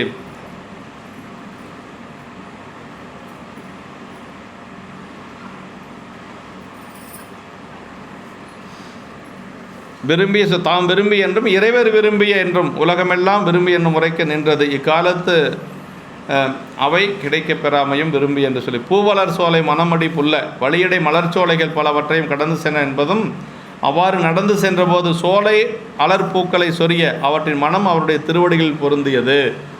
அதாவது திருவடியினுடைய அந்த மலர்களுடைய மனம் திருவடியில் பொருந்தியது என்று சொல்லி பூக்களின் மனம் இவரது திருவடி தீண்ட பேறு பெற எண்ணியது போல புல்லை என்றது ஒரு தற்குறிப்பேற்ற அணிநயம் காண்கனர். மலர் மேலே நடந்து போனார்னால சொல்லலை. நம்மளால் இன்றைக்கி மலர் மேலே நடந்து போகிறேன்னு சொல்கிறாங்க. அப்படியெல்லாம் இல்லை, அந்த மனம் அவர் திருவடி பட்டு சென்றது அப்படின்னு சொல்கிறாருங்க. பொருள் மொழியின் காவலர், பொருள்னா மெய்ப்பொருளை தரக்கூடிய சொல். கோதின்மொழி கொற்றவனார் அப்படின்னு சொல்கிறார். அப்படின்னா வீட்டுக்கு வாயில் எனும் தொடை என்று சொல்லி சிவபிரகாஷ் சாமிகள் சொல்கிறார். வீட்டுக்கு வாயில் எனும் தொடைனா வீடு பேர் அடைவதற்கு நமக்கு ஒரு வழி என்னென்னா நம்முடைய தேவாரம் இல்லைங்களா? தேவாரம் படித்தா என்ன கிடைக்கும்? நமக்கு வீடு பேர் கிடைக்கும். வீட்டுக்கு வாயில் எனும் தொடை என்று சொல்லி சிவபிரகாஷ் சாமிகள் சொல்கிறாருங்க. ஆமாம், அவ்வளவு சிறப்பானது. கோதின்மொழி கொற்றவனார் அப்படின்னு. கோதின்மொழி கொற்றவனார்னா அவருடைய மொழி அந்த மாதிரி குற்றமில்லாத தூய தமிழ், பெருமானை பேசக்கூடிய பொருள் மொழி, மெய்ப்பொருளை பேசக்கூடிய மொழி என்று சொல்கிறார். வீட்டுக்கு வாயிலெனும் தொடை என்று சொல்லி செல்வத் திருக்கெடிலம், செல்வமானது கங்கையே போல சைவமை திருவையாக்கும் தன்மை செல்வ புனல் கெடிலம் என்று சொல்கிறார். அடுத்த திருப்பாட்டு. வெஞ்சமன் குண்டர்கள் செய்வித்த தீய மிரைகள் எல்லாம் எஞ்ச வென்றேறிய இந்தமிழ் ஈசர் எழுந்தருள மஞ்சிவர் இருக்கா? அஞ்சிவர் இருக்குங்களா? மஞ்சி வேர்மாட திருவதிகைப்பதி வானர் எல்லாம் தம் செயல் பொங்க தலங்கொழி மங்கலம் சாற்றலுற்றார். அதாவது கொடிய சமன் கையர்கள் செய்வித்த தீவினையாகிய கொடுஞ்செயல்களை எல்லாம் ஒழிய, அதாவது வெஞ்சமன் குண்டர்கள் செய்வித்த தீய மிரைகள் எல்லாம் எஞ்சவென்றேறிய இந்தமிழ் ஈசர் எழுந்தருளனர். அவங்க இனிமேல் எந்த ஒரு தீமையும் செய்ய வாய்ப்பே இல்லை. எல்லா சூழ்ச்சி செய்ய வேண்டியதெல்லாம் செஞ்சுட்டாங்க.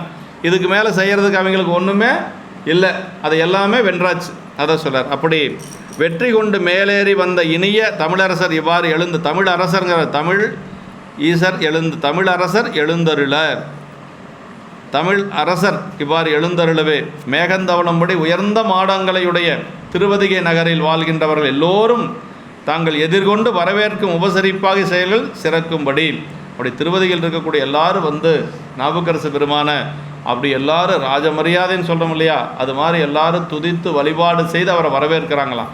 முதல்ல எப்படி போனார்? அங்கேருந்து வெளியில் வர பொழுது கைதியாக அழைச்சிட்டு வந்தாங்க இல்லையா திருவதிக்கு. எப்படி வந்தார்?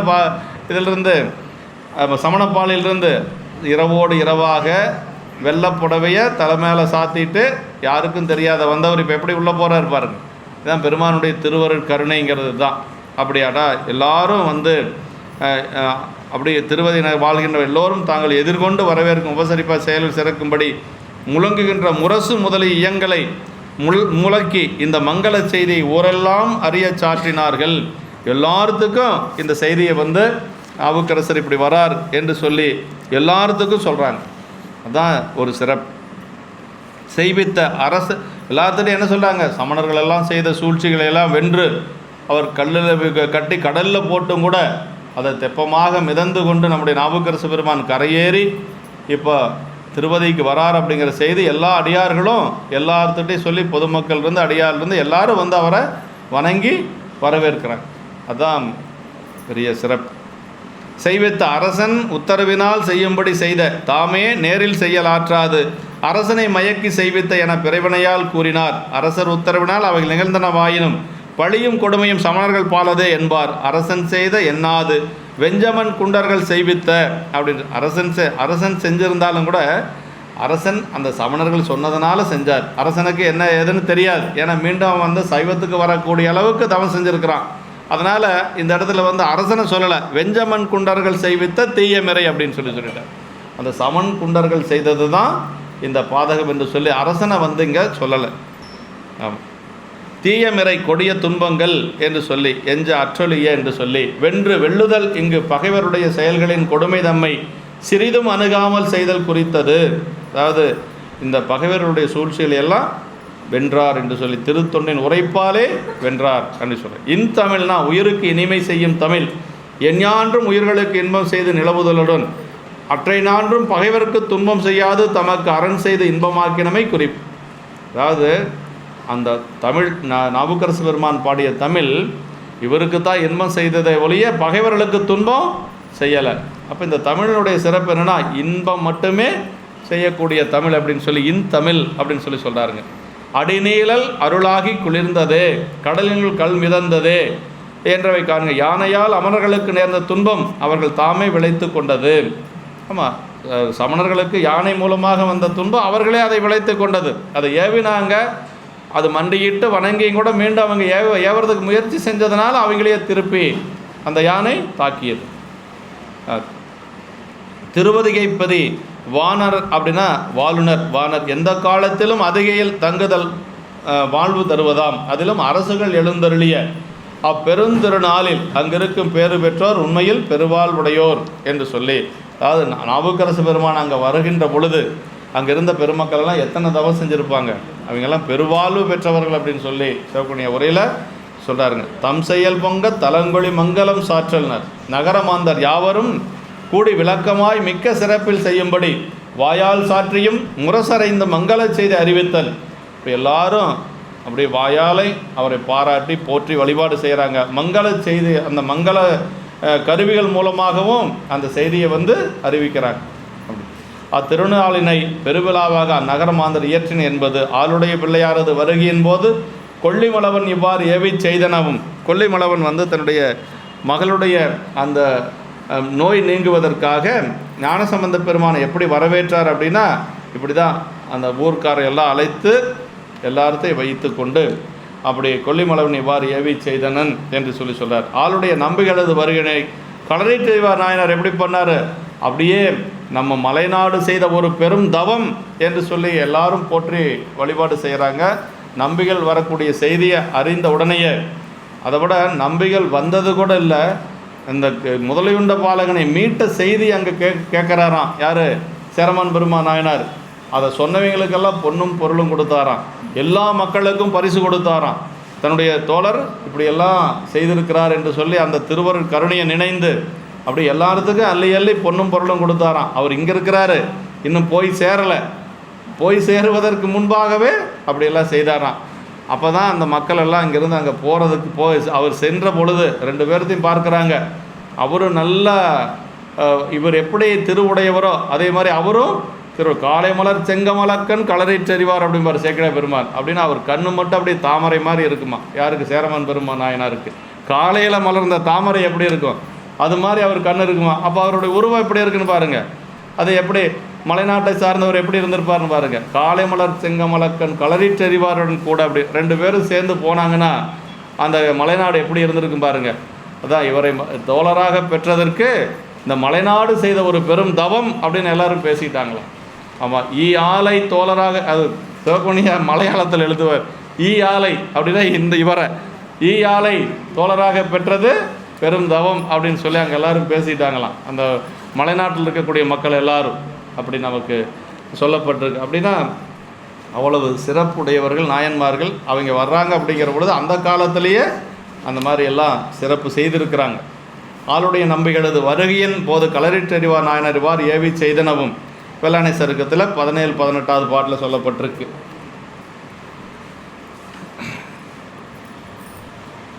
பிற உரையாசிரியர்கள் இதற்கு வெவ்வேறாக உரைத்தனர் என்று சொல்லி சிவகுனிய உரையில் சொல்லப்பட்டிருக்கு. மற்ற ஆசிரியர்கள் பற்றி நமக்கு ஒன்றும் கவலை இல்லை.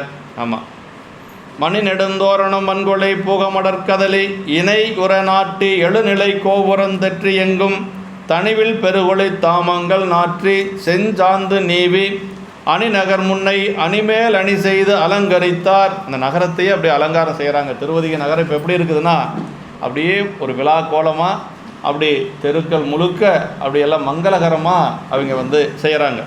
அதான் அப்படி அழகிய நீண்ட தோரணங்களையும் அவர் என்ன சொல்கிறாரு, வளவிய கமுகு குலைகளையும் அப்படி பாக்கு குலைகளெல்லாம் கட்டப்பட்டிருக்கிறது. மடல் நீண்ட வாழைகளும் அப்படி வாழை மரங்கள் கட்டப்பட்டிருக்கிறது. இணைத்து நாட்டியும் எழுநிலை கோபுரத்திலும் தெற்றியிலும் எங்கும் கெடாமல் பெருகும் ஒளியுடைய மாலைகளை தொங்கவிட்டும் அப்படியே திண்ணைகளில் எல்லாம் அந்த பகுதியில் இருக்கக்கூடிய அத்துணை இடங்களில் மாலைகள் தொங்கவிடப்பட்டிருக்கிறது. வாழை மரங்கள் பாக்கு மரங்கள் இதெல்லாம் கட்டி அந்த வீதியவே அப்படி அலங்காரம் செய்திருக்கிறாங்க. அப்படி செஞ்சாந்து பூசியும் அழகிய அந்நகரினை முன்னை அழகின் மேலும் அழகு செய்து ஏற்கனவே அழகாக இருக்குதாமா. அணிநகர் முதலே சொல்லிட்டாரு. அந்த அணிநகரை முன்னை அணிமேல் அணி செய்து அலங்கரித்தார். அழகுக்கு அழகு சேர்த்தது போல இருந்தது அப்படின்னு சொல்லி சொன்னார். திருவதிகை அவ்வளோ அழகான நகரமா. அந்த அழகான நகரத்தை மீண்டும் அழகு செய்தார்கள் என்று சொல்லி சொல்கிறார். பூகம் வன்கொலை, ஒரு குலையில் செறிவாய் காத்து அதன் கனிகளை தருதல், குலை பூகம் என்று சொல்லி இப்படி எல்லாம் மடல் கதலி, வாழை இலையுடைய நீண்ட மடலையுடைய கதலினா வாழை மரம் இல்லையா, இப்படியெல்லாம் இணையுற நாட்டி தனிவில் பெறும் ஒளி தாமங்களில் கோத்த மணிகளால் ஆகிய ஒரு ஒளி என்று சொல்லி சொல்கிறார். தாமங்கள் நாற்றின பெருந்தன் கனவீர நறுத்தன் மாலை என்று சொல்லி சொல்கிறார்கள். அடுத்து மன்னிய அன்பின் வளநகர் மாந்தர் வயங்கிளையார் இன்னிய நாதமும் ஏழிசை ஓசையும் எங்கும் விம்ம பொன்னியல் சுண்ணமும் பூவும் பொறிகளும் தூவி எங்கும் தொன்னகர் இன்புறச் சூழ்ந்து எதிர்கொண்டனர் தொண்டரையே பொறிகள் தூவி வரவேற்றது. சேரமான் பெருமான் நாயனாரை சுந்தரரையும் தான் அப்படி வரவேற்கிறாங்க மலைநாட்டில். அது நம்ம அந்த வெள்ளானை சருக்கத்தில் பார்க்கலாம். அது நம்ம அந்த குரு பூஜைக்கு போனோம்னா அது சேரரும் சுந்தரரும் வெள்ளை யானையிலையும் குதிரையிலையும் வருகின்ற பொழுது 2 தென்னையிலையும் பொறி வச்சுருப்பாங்க. அந்த பொறியோட பூவை கலந்து அப்படி வரவேற்பாங்க. இப்போ நாவுக்கரசு பெருமானுக்கு அது மாதிரி திருவதிகையில் பொறியோடு பொறி கலந்து வரவேற்கிறாங்க. தொன்னகரின் புறம் சூழ்ந்து எதிர்கொண்டனர் தொண்டரையே என்று பூவும் பொறிகளும் தூவிங்கிறார். வெறும் பொறியை மட்டும் இறக்கக்கூடாது, அதில் என்ன செய்யணும், பூவையும் கலந்து. இதே மாதிரி வருஷம் நமக்கு இதில் செய்கிறாங்க. வெள்ளானை சருக்கத்தில் வர மாதிரியே அஞ்சைக்களத்தில் செய்கிறாங்க. மன்னிய அன்பின் வளநகர் மாந்தனர், நிலை பெற்ற அன்பினையுடைய அந்த வளப்பமுடைய நகரத்துள்ள மாந்தர்கள். ஆமாம், விலங்கு மணிகளை அணிந்த பெண்களும் இனிய ஓசை முழங்கும் இயங்களின் ஓசை பாருங்கள், பொதுமக்களையும் சேர்த்திட்டாங்க இது இல்லையா. மற்ற அடியார்கள் அதுபோக பொதுமக்களையும் இப்போ பொதுமக்களே விரும்பி நாவுக்கரசு பெருமானை வரவேற்று அவர்கள் விழாவாக கொண்டாடுறாங்க. ஆம், இப்படி விளங்கும் அணிகளை அணிந்த பெண்களும் இனியசை முழங்கும் இயங்களின் ஓசையும் ஏழிசை பொருந்தும் இடற்றும் பாடலோசையும் எங்கும் பெருக்கெடுத்து செய்து பொன்னிறமுடைய அந்த சுண்ணம் பொடியையும் மலர்களையும் பொறிகளையும் கலந்து எங்கும் தூவி பழமையாகிய அந்நகரின் புறத்தை வந்து சூழ்ந்து திருத்தொண்டராகிய நாயனாரை எதிர்கொண்டனர். நாயனாரை வந்து எதிர்கொண்டு அழைக்கிறதுங்கிறது என்ன சாதாரண விஷயமா? எப்படியெல்லாம் சூழ்ச்சிகளை வென்று இப்போ எப்படி திருவருள் பெருமானுடைய திருவருள் தாங்கி நிற்கிறார். அதனால் அவர் அப்படியெல்லாம் வரவேற்கிறாங்க திருவதிகை மக்கள். ஆமாம், இந்த பலநகர் மன்னிய அன்பின் மாந்தனர், அன்புடைய மாந்தர் அந்த நகர மக்களுள் ஆண் மக்களை குறித்தது. பின்னர் வயங்களையர் என வேறு பிரித்து பெண்களையும் சொல்கிறார். அன்பின் என்றதனை வயங்களையார் என்றதனால் கூட்டுக என்று சொல்லி, பலநகர் மன்னிய அன்பின் மாந்தர் என்று சொல்லி, அன்பின் மாந்தர் வயங்களையார் என்று கூட்டி அன்புடைய என்றும் அன்பின் எதிர்கொண்டனர் என்று கூட்டி அன்புடைமையால் என்று சொல்லி சொல்கிறார். ஏழிசை யோசை என்றது பெண்களது அது மிடற்றின் பாடலோசையினை பெண்கள் எல்லாம் அப்படியே நான் பாடிக்கொண்டு வருகிறார்கள். மாந்தர் இன்னிசை இன்னிய நாதம் விம்ம என்று சொல்லி சொல்கிறார். இப்படி ஆடியும் பாடிக்கொண்டு அப்படியே ஒரு விழாவாக கொண்டாடுறாங்க. நாவுக்கரசு பெருமான் திருவதிகை வர்றது ஒரு பெரிய திருவிழாவாக கொண்டாடுறாங்க. நகரின் புறம் சூழ்ந்து எதிர்கொண்டனர். பெரியோர்களை நகர வாயிலின் புறத்திருந்து எதிர்கொண்டு அழைத்து வருதல் மரபு அப்படிங்கிறார். ஆமாம், பெரியவங்களை வந்து அந்த நகரத்தினுடைய எல்லையிலிருந்து நம்ம அழைத்து கொண்டு செல்வது தான் முறைங்க. எதிர்கொண்டு அழைத்து வருதல் மரபு. திருவாரூர் நகர் வாழ்வார் நம்பியை முன் பொங்கலியின் நீள் திருவாயில் புறமுறை வந்து எதிர்கொண்டார். அப்படி தான் சுந்தரமூர்த்தி சாமிகளை வந்து அழைச்சிட்டு போகிறாங்க. நம்பிகளை வந்து எப்படி அவங்க அழைக்கணுங்கிறத சாமி சொல்கிறார். நம்பி ஆரூரன் நாம் அழைக்க வாரான் என்றான் அவனை எதிர்கொண்டு அலைமின் அப்படின்னு சொல்கிறாங்க. அவங்களும் வந்து அந்த திருவாயில் முன்பாக வந்து அவரை வந்து அழைத்து கொண்டு போகிறாங்க. இங்கேருந்து அவர் எப்படி போகிறாரு, அந்த அடியார்களெல்லாம் வணங்கி கொண்டே போகிறாருங்க. ஆமாம் எந்த இருப்பது மாரூர் அவர் எம்மையும் ஆழ்வரோ கேளீர், அந்த பதிகம்தான் முதல்ல பாடுறார். அடியார்கள் எதிர்கொண்டு அழைக்கிறாங்க, இவரும் அவர்களை வணங்கிட்டு போகிறார். அப்படி திருவாரூர் நகர் வாழ்வார் நம்பியை முன் பொங்கையில் நீள் திருவாயில் புறமுறை எதிர்கொண்டார் என்று சொல்லி அதற்கு பிறகு உள்ளே போகிறார். அதற்கு பிறகு திரு தேவாசனை வணங்கி கொண்டு அப்புறமா தான் கோயிலுக்குள்ளே போகிறார். இதுதான் நான் இப்போ 140வது திருப்பாட்டு நாவுக்கரசு பெருமானுடைய அந்த திருவேட சிறப்பை சொல்லக்கூடிய திருப்பாடல். அருமையான ஒரு திருப்பாடல். திருவேட சிறப்பு அப்படின்னா திருவேடத்து அரசு இல்லையா, அந்தமிலா திருவேடத்து அரசு. நாவுக்கரசு பெருமான் தான் திருவேடத்து அரசுங்க. இந்த முதல்ல சொன்னது 3 இடத்துல சொல்கிறாரு. அதில் வந்து திருவதிகை இந்த இடம் ஒன்று, இன்னும் 2 இடம் எது அப்படின்னா சீர்காழி, இன்னொன்று திருவாரூர். சீர்காழிலே சிறப்பாக சொல்கிறார். இதான் எங்கள் ஐயா சொன்னார்னு சொல்லணும் இல்லைங்களா. இந்த இடத்துல மட்டும்தான் நமக்கு வந்து உளவாரப்படை இல்லாமல் சொல்கிறார். இப்போ வந்து எங்கேருந்து வராரு, கடல்லிருந்து எந்திரிச்சு போய் வழிபாடு செஞ்சுட்டு உடனே வர்றார். அதனால் இப்போ வந்து உளவாரப்படை இருந்ததுன்னு சொன்னால் பொருந்தாது இல்லையா. அதனால் இங்கே உளவாரப்படை இல்லாமல் இந்த இடத்த சொல்கிறார். ஆமாம், தூய வெந்நீர் துதைந்த பொன்மேனையும் தாழ்வடமும் நாயகன் சேவடி தைவரும் சிந்தையும் நைந்துருகி பாய்வது போல் அன்பு நீர் பொழி கண்ணும் பதிகச் செஞ்சொல் மேய செவ்வாயும் உடையார் புகுந்தனர் வீதியுள்ளே. எப்படி போகிறார் பாரு. தூய வெந்நீர் துதைந்த பொன்மேனியும் தாழ்வடமும் நாயகன் சேவடி தைவரும் சிந்தையும், அது ரொம்ப முக்கியங்க.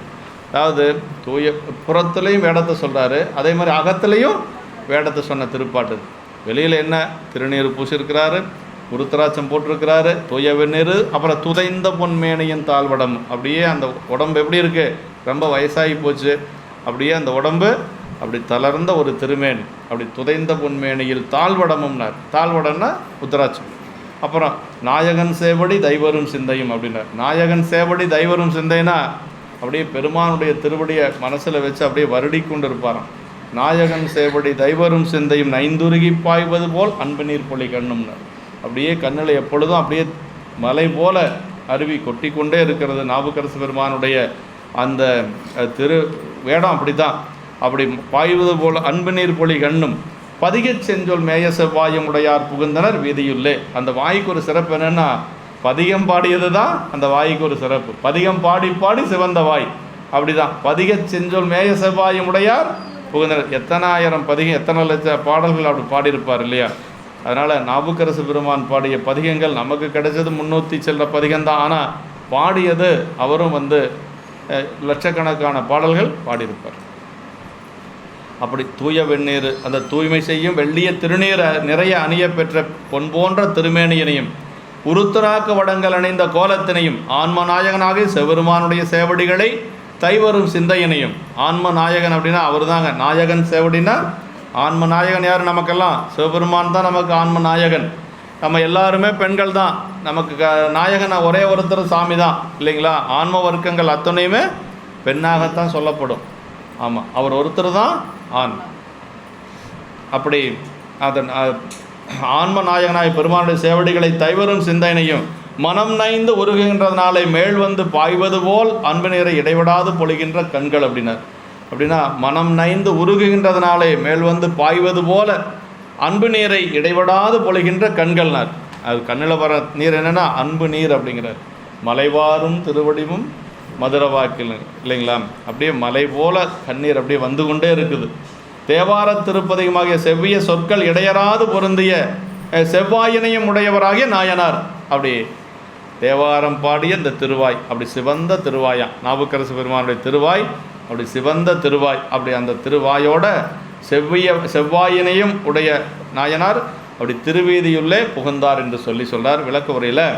திருப்பாட்டு திருவதிகை திருவீதியினுள் புகுந்தபோது நாயனாரது திருவுருவத்தையும் அந்த கரண புறக்கரண நிலையினையும், ரொம்ப முக்கியங்க, புறத்தில் மட்டும் சொல்லலை, அகத்தையும் சொல்கிறார். அப்படி அந்த ரெண்டையும் சொல்லி ஓவியம் வல்ல ஒருவன் தீட்டினும் தீட்டமாட்டாத பண்பில் நமது முன் கொணர்ந்து கொடுக்கின்றது. ஒரு ஓவியன் அப்படி வரைஞ்சு கொடுத்தா கூட அந்த மாதிரி வரைய முடியாது. நாவுக்கரசு பெருமானை பற்றி சேக்கிழார் பெருமான் அப்படி இந்த பாட்டில் பாடியிருக்கிறார். ஒரு ஓவியனும் வரைய முடியாத எழுதறிய மரக்கரத்தால் எடுத்தறிஞ்சின்னு சொல்வார் பாருங்க. அப்போ ஞானசம்பந்த பிள்ளையாருடைய அந்த கரங்களை எந்த ஒரு ஓவியனும் வரைஞ்சு விட முடியாதுங்க. அவர் ஞானசம்பந்த பெருமானுடைய பிள்ளையாருடைய கரங்கள் இப்படி தான் இருந்தது அப்படின்னு எந்த ஓவியனும் தீட்ட முடியாதான். அதை எழுதறிய மலர்கரத்தால் எடுத்தறிஞ்சிம்பார். அது மாதிரி இங்கே இந்த வேடத்தை எந்த ஒரு ஓவியனும் முழுமையாக தீட்ட முடியாது. இப்படி தான் நாவுக்கரசு பெருமான் இருந்தார். நம்ம பார்க்குறதெல்லாம் ஒரு கொஞ்சம் தாங்க, அதை விட 100 மடங்கு அவருடைய வேடம் இருந்திருக்கு. இப்போ நம்ம கண்ணில் பார்க்கறது ஏதோ ஒரு ஓவியர் இப்படி தான் இருப்பார்னு சொல்லி வரைஞ்சி வச்சதை தான் நம்ம பார்க்குறோம். ஆனால் சேக்கிழார் பெருமான் சொல்லக்கூடியதை யாராவது முழுமையாக வரைய முடியுமானா அப்படி வரைய முடியாது. அவர் சொன்ன ஓவியமே வேறு. எந்த ஒரு ஓவியனாலும் தீட்டம் நம்மெல்லாம் பார்க்கறது ஏதோ இப்படி தான் அப்படிங்கிற மாதிரி ஒரு காட்சி தானே ஒழிய அது முழுமையான காட்சின்னு நம்ம சொல்ல முடியாது. அதை விட பல மடங்கு உயர்ந்த சிறப்பையுடையது நாவுக்கரசு பெருமானுடைய தோற்றமாக இருந்திருக்கும். அது அப்படி இடைவிடாது பொழிகின்ற தேவார திருப்பதிகமாகிய செவ்விய சொற்கள் இடையராது பொருந்திய செவ்வாய் என்று சொல்லி அப்படி ஒருவன் தீட்டினும் தீட்டமாட்டாத பண்பில் நமது முன் கொணர்ந்து கொடுக்கின்றது. இது ஆசிரியருக்கு சிறப்பாயுரிய இயல்புகளில் ஒன்று. இதுக்கு மேலே யாரும் சொல்ல முடியாது. பாருங்கள், தூய வெந்நீர் துதைந்த உண்மேனியும் தாழ்வடமும் நாயகன் சேவடி தைவரும் சிந்தையும் நைந்துருகி பாய்வது போல் அன்பு நீர் பொலி கண்ணும் பதிகச் செஞ்சொல் மேய செவ்வாயும் உடையார் புகுந்தனர் வீதியுள்ளே. இந்த ஒரு உருவத்தை யாராலையும் தீட்ட முடியாது அப்படின்னு சொல்லிட்டார். தூய மேனி தூய்மை செய்யும் திருநீர்னார். இந்த உடம்பை தூய்மை செய்வது என்ன அப்படின்னா திருநீர் தாங்க. எப்பொழுதும் திருநீர் இருக்கணும் நமக்கு. அப்படி தூய்மை செய்யக்கூடிய திருநீர் சுத்தமதாவது நீர் என்று சொல்லி தூயன அல்லாத இடங்களில் வைக்கப்படாமலும் தூய்மை பெற்ற பொருள்கள் கலவாமலும் உள்ள நீர் என்று சொல்கிறார். வெந்நீர் சுத்த வெண்மையாகிய நீரே அணிய தகுந்தது. அப்படி வெண்மையாக இருக்கக்கூடிய நீர் தான் அணிவதற்கு சிறந்தது அப்படின்னு சொல்லியிருக்கார். நீற்றணியே நிறைய பூசி என்ற தூய வெந்நீரும் அன்பும் கண்ணீரும் பெருகி விரவுதலால் நாயனார் தன் திருமேனியில் கண்ணீர் வெந்நீற்று வண்டலாட உள்ளது என்பதும் காண்கிறது. கண்ணீர் வெந்நீற்று வண்டலாட, கண்ணீர் இந்த திருநீரோட சேர்ந்து ஒரு வண்டல் போல இருக்குதான் நாவுக்கரசு பெருமானுடைய திருமேனி. கண்ணீர் என்ன சொல்ல, கண்ணீர் வெந்நீற்று வண்டலாட என்று சொல்லி அந்த கண்ணீரும் உள்ள மேலே பூசியிருக்கிற திருநீரும் சேர்ந்து ஒரு வண்டல் போல் இருக்குது என்று சொல்கிறாருங்க. நம்ம பொன்மேனி என்பது நிறமும் அழகுமே என்று அருமைப்பாடும் குறித்தது. மணியே பொன்னே மைந்தா மணாலா என்பார்கட்கு அணியான் ஆரூர் ஆதிரையினாலால் அது வண்ணம் என்று சொல்லி திருவாரூர் திருப்பதிகத்தில் சொல்லுவது போல பொன்னார் திருப்படிக்கு என்று சொல்ல பொன்மேனி என்பது அதாவது துதைந்த பொன்மேனி. பெருமானுக்கு எப்படி பொன்மேனியோ அதே மாதிரி நாவுக்கரசு பெருமானுக்கு இங்கே என்ன சொல்கிறாரு, பொன்மேனி என்று சொல்லி அந்த அழகை சொல்கிறாருங்க. தாழ்வடம்னா உருத்திராக்க வடம். பொன்மேனி கண் செவ்வாய் என்று குறித்த ஆசிரியர். மேனியில் வடம் பூணும் இடம் குறித்திலர் அப்படின்னு தலை, கழுத்து, தோல், மார்பு, கை முதலியனவாக உருத்திராக்க வடம் அணியும்படி விதித்த இடங்கள் எல்லாம் கொள்ள கிடத்தலின். அதாவது தாழ் வடம் அப்படின்னு சொல்லிட்டாரு. உருத்திராக்க வடத்தை சொல்கிறாரு. அது எந்த இடங்கிறது சொல்லலை. எப்படின்னா திருமேனியில் எங்கெங்கெல்லாம் உத்திராட்சம் போட முடியுமோ அங்கேயெல்லாம் அணிந்திருக்கிறார். இப்போ கண்டமாலை, கரமாலை, சிரமாலையும் கவின் விளங்க வேண்டிய திருத்தொண்ட புராண வரலாறு. கண்டமாலை, அப்புறம் கரமாலை கையில் போட்டுக்கிறது, அப்புறம் சிரமாலை மேலே தலையில் அணிந்து கொள்ளுவது, இப்படி எல்லா மாலையும் அணிந்திருந்தார் அப்படின்னு சொல்ல திருத்தொண்ட புராண வரலாறு காண்கின்ற. தாழ்வடம்னா தாழ்வடம் பூண்ட கழுத்து என்று கண்டியில் பட்ட கழுத்துடையீர் என்ற தேவாரமும் காண்க என்று சொல்கிறார். நாயகன் சேவடி தைவரும் சிந்தை தைவருதல் மெல்ல வருடுதல். தைவருதன் தைவரு தன் என்றல் என்று சொல்கிறார். நாயகன் என்ற குறிப்பினால் நாயகி தன் நாயகனின் அடிகளை மெல்ல வருடுதல் போன்ற மனநிலையுடன் சிவபெருமானுடைய திருவடிகளை எண்ணுதல் வேண்டும் என்பது. எப்படி சிவபெருமானுடைய திருவடி நம்ம வச்சுருக்கோம்னா, உமையம்மை எப்படி பெருமானுடைய திருவடியை அப்படி வருடி கொண்டு இருப்பாங்களோ அது மாதிரி நம்ம நம்முடைய உள்ளத்தில் வச்சுருக்கணும். வருட சிவந்த திருவடின்னு சொல்லி திருவாரூரில் வருதுங்க. கருத்தாட்கொண்ட புராணத்தில் வரும். உமையம்மை வருட சிவந்தன அப்படின்னு சொல்லி வரும். அந்த திருவடியை பற்றி ஒரு 14-7 சொல்ல என்ன வரும்னு நினைக்கிறேன். அதில் வருட சிவந்தது அப்படின்னு சொல்லி வரும். அது காலனை மிதிக்கின்ற பொழுது கருத்த சேவடி உமையம்மை வருட சிவந்தது அப்படின்னு சொல்லி வரும். காலனை மிதிக்கின்ற பொழுது கருத்த திருவடி, உமையம்மை வருடுகின்ற பொழுது அது சிவப்பாயிருச்சான், சிவந்த திருவடி அப்படின்னு சொல்லுவார். பெருமானுடைய திருவடிகளை எண்ணுதல் வேண்டும் என்பது. செருட கடிமல செல்விதன் செங்கமல கரத்தால் வருட சிவப்பன பாருங்க, இதில் வந்துருச்சு. செருட கடிமல செல்விதன் செங்கமல கரத்தால் வருட சிவப்பனன்னு. அம்மாவுடைய திருக்கரம் பட்டா ஐயாவுடைய திருவடி அப்படி சிவந்துருமா. மண்ணு மலைமகள் கையால் வருடின என்று நாயனாருடைய திருவாக்கள் காண்க. எப்போதும் உபசரித்து நினைந்து கொண்டிருக்கும் என்க என்று சொல்றார். அந்த சிவத்துவமுடைய பெரியோர்களது அறிவில் அந்த சிவன் விளங்கும் நிலை வேறு. அவர்களுடைய கரணங்கள் உப்பலத்தில் இட்ட புல்லு போல உயிரறிவு போய் சிவனறிவாகவே விளங்கும். அவ்வாறு மாறி அவர்களது அறிவு எப்படி இருக்க, தன்னுணர வேண்டி தனதுருவை தான் கொடுத்து தன்னுணர தன்னுள் இருத்தலால் என்று சிவஞான போது இப்போ சொன்னோம் இல்லையா. தன்னுணர வேண்டி தனதுருவை தான் கொடுத்து அப்படின்னா இந்த திருநீரெல்லாம் யார் கொடுத்தது அப்படின்னா சிவபெருமானுடைய உருவம். 12ஆம் சூத்திரத்தில் அப்படி தான் வருது. தன்னுணர வேண்டி தனதுருவை தான் கொடுத்து தன்னுணரும் நேசத்தார்வால் ததினை போல பாசத்தாருக்கு இன்றாம் பதி. அப்படின்னா பெருமானுடைய உருவம்தான் நாம் அணிந்திருக்கக்கூடிய திருநீரும் உருத்திராக்கமும் என்று சொல்கிறார். அவ்வன்பர் தன்னை சிவோகம் பாவனையினால் அறிய செய்தலானும் என்று உரைக்கப்பட்டு ஏகனாக இறைவனை நின்று முதல்வனது உபகாரத்தையே நோக்கி அழுந்து நிற்கும் என்றது கருத்து என்று சொல்கிறார்.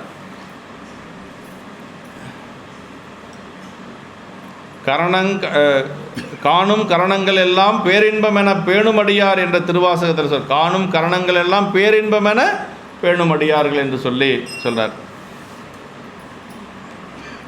மார்பார பொலிகண்ணீர் மலைவாரும் திருவடிவும் மதுர வாக்கில் சேர்வாகும் தீர்ந்தமிழும் அங்கே திருவாரூரில் சொல்கிறது இல்லைங்களா. அன்பு நீர் பொலி என்று அன்பினால் நீரினை பொலியும் கண்கள் நின்றும் துன்பம் கவலை முதலிய பல காரணங்களாலும் நீர் பெருகுமாதல். அதாவது நமக்கு கவலை இருந்தாலும் சரி துன்பம் இருந்தாலும் நீர் வரும், அது வேறு. இந்த நீர் எப்படின்னா அன்பினால் வந்த நீர். நமக்கு துன்பம் கவலையினால் வரக்கூடிய நீர் வேறு, இது ஆனந்த பெருக்கினாலே அன்பினாலே வரக்கூடிய நீர். அதனால் அதிலிருந்து பிரித்து சொல்லணும் என்று சொல்லி அன்பிற்கு முண்டோ அடைக்கும் தால் புன்கண்ணீர் பூசல் தரும்னு வள்ளுவ பெருமான் சொல்கிறார் இல்லையா. அது மாதிரி பதிகச் செஞ்சொல் மேய செவ்வாய் அப்படின்னா ஈரின்றி எழும் திருவாசகமும் முதல்ல சொல்லிட்டார். எங்கே கூற்றாயினவாறு பதிகம் பாடுற பொழுது ஈரின்றி எழும் திருவாசகம் அப்படின்னு சொல்கிறார்.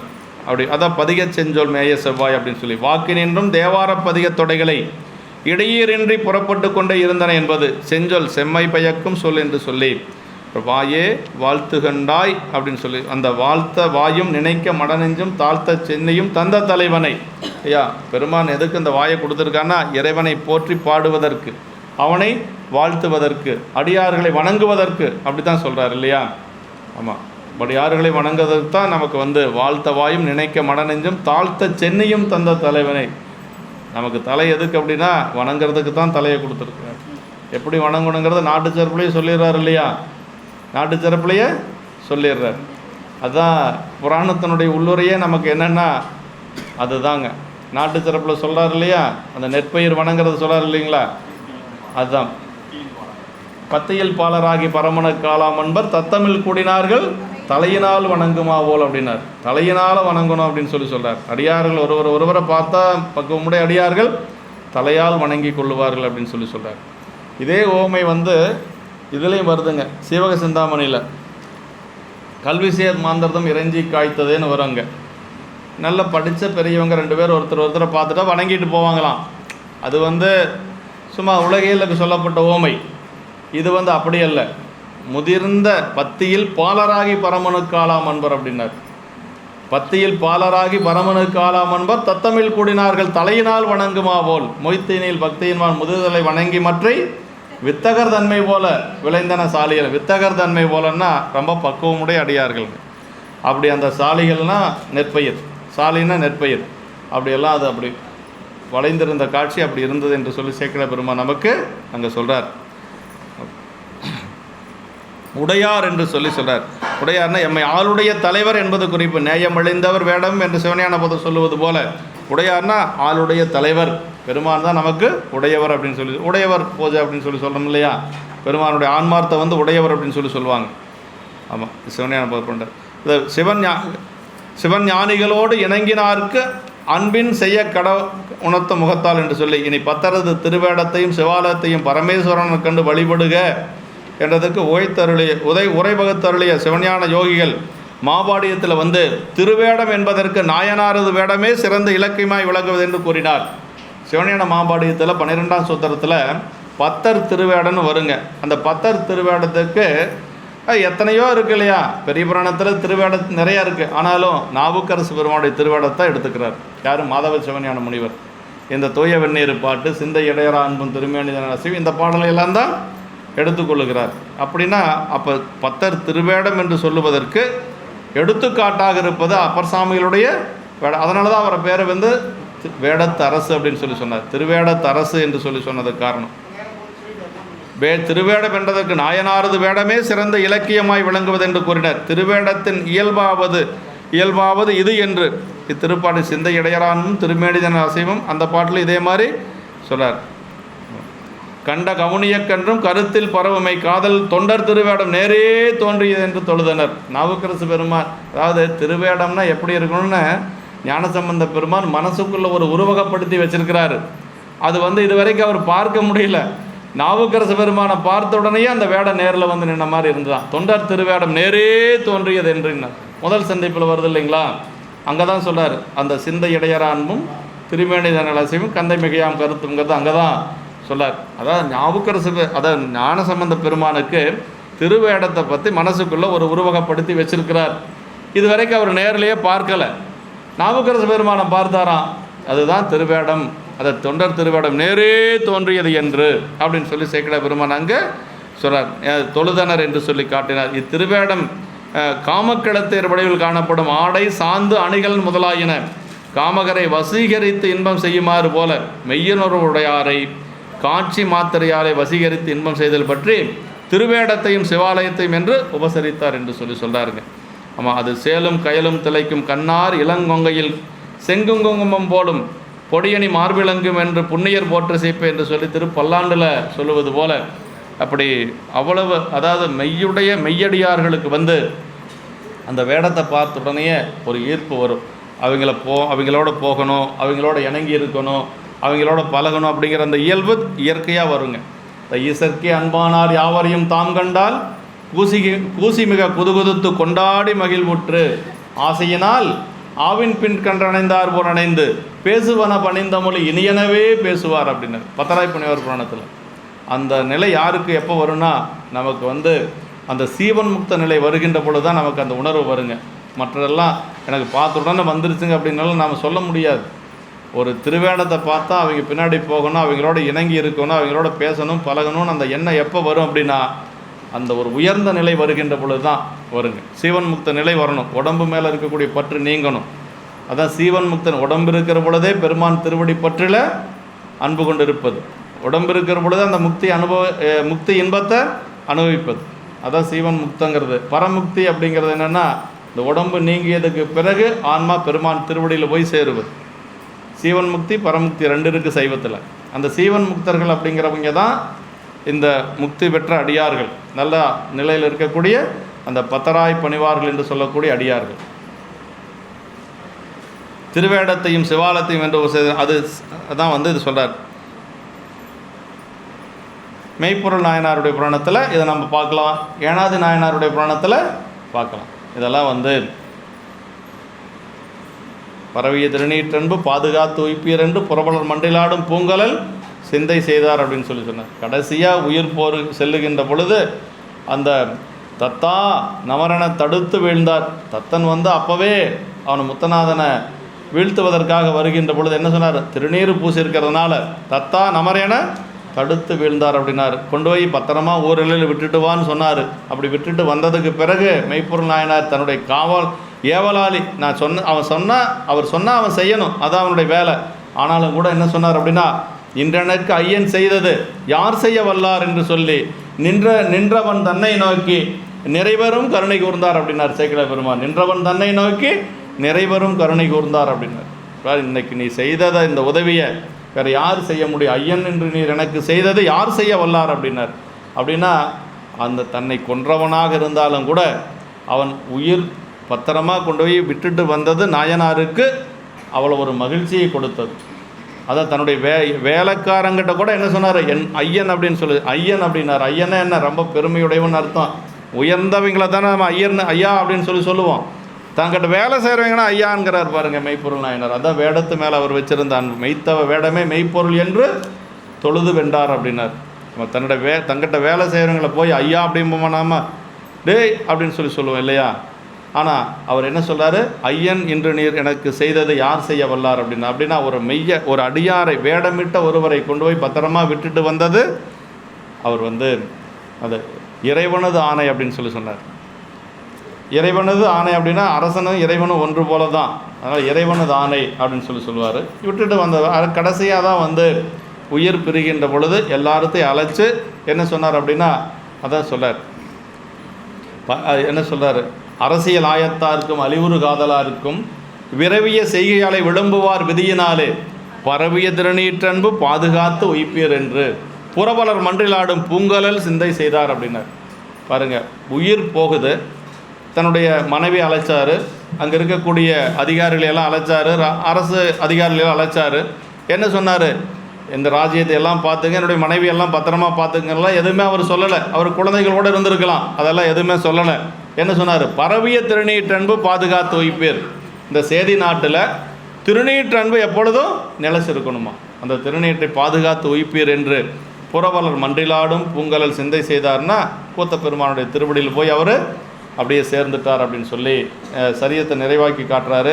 நம்ம அந்த அளவுக்கெல்லாம் இல்லைனாலும் கூட குறைஞ்சபட்சம் அந்த வேடமிட்டு வரக்கூடிய அடியாரில் பார்த்தா ஒரு வணக்கமாவது போட்டுட்டு நம்ம போகிறது தான் நம்ம பெரிய புராணம் படிக்கிறதுக்கும் சைவத்தில் நிற்கிறதுக்கும் ஒரு காரணமாக இருக்கும் என்று சொல்லி இந்த அளவில் நம்ம நாவுக்கரசு பெருமானுடைய திருவேடத்தோடு நம்ம மங்களமாக நிறைவு செஞ்சுக்கலாம்.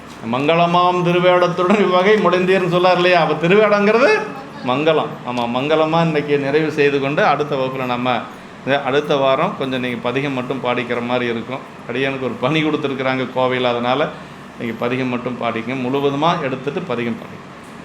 என்றும் இன்பம் பெருகும் இயல்பினால் ஒன்று காதலை துள்ளமும் ஓங்கிட மண்டுளார் அடியாரவர் வான்புகழ் நின்றதெங்கும் நிலவி உலகலாம் வான்முகில் வளாது பெய்க மலிவலம் சுரக்க மன்னன் கோன்முறை அரசு செய்க குறைவிலாது உயிர்கள் வாழ்க நான்மறை அறங்கள் உங்க நற்றவம் வெள்ளி மல்க மேன்மைகொள் சைவநீதி விளங்குக உலகமெல்லாம் மேன்மைகொள் சைவநீதி விளங்குக உலகமெல்லாம் மேன்மைகொள் சைவநீதி விளங்குக உலகமெல்லாம்.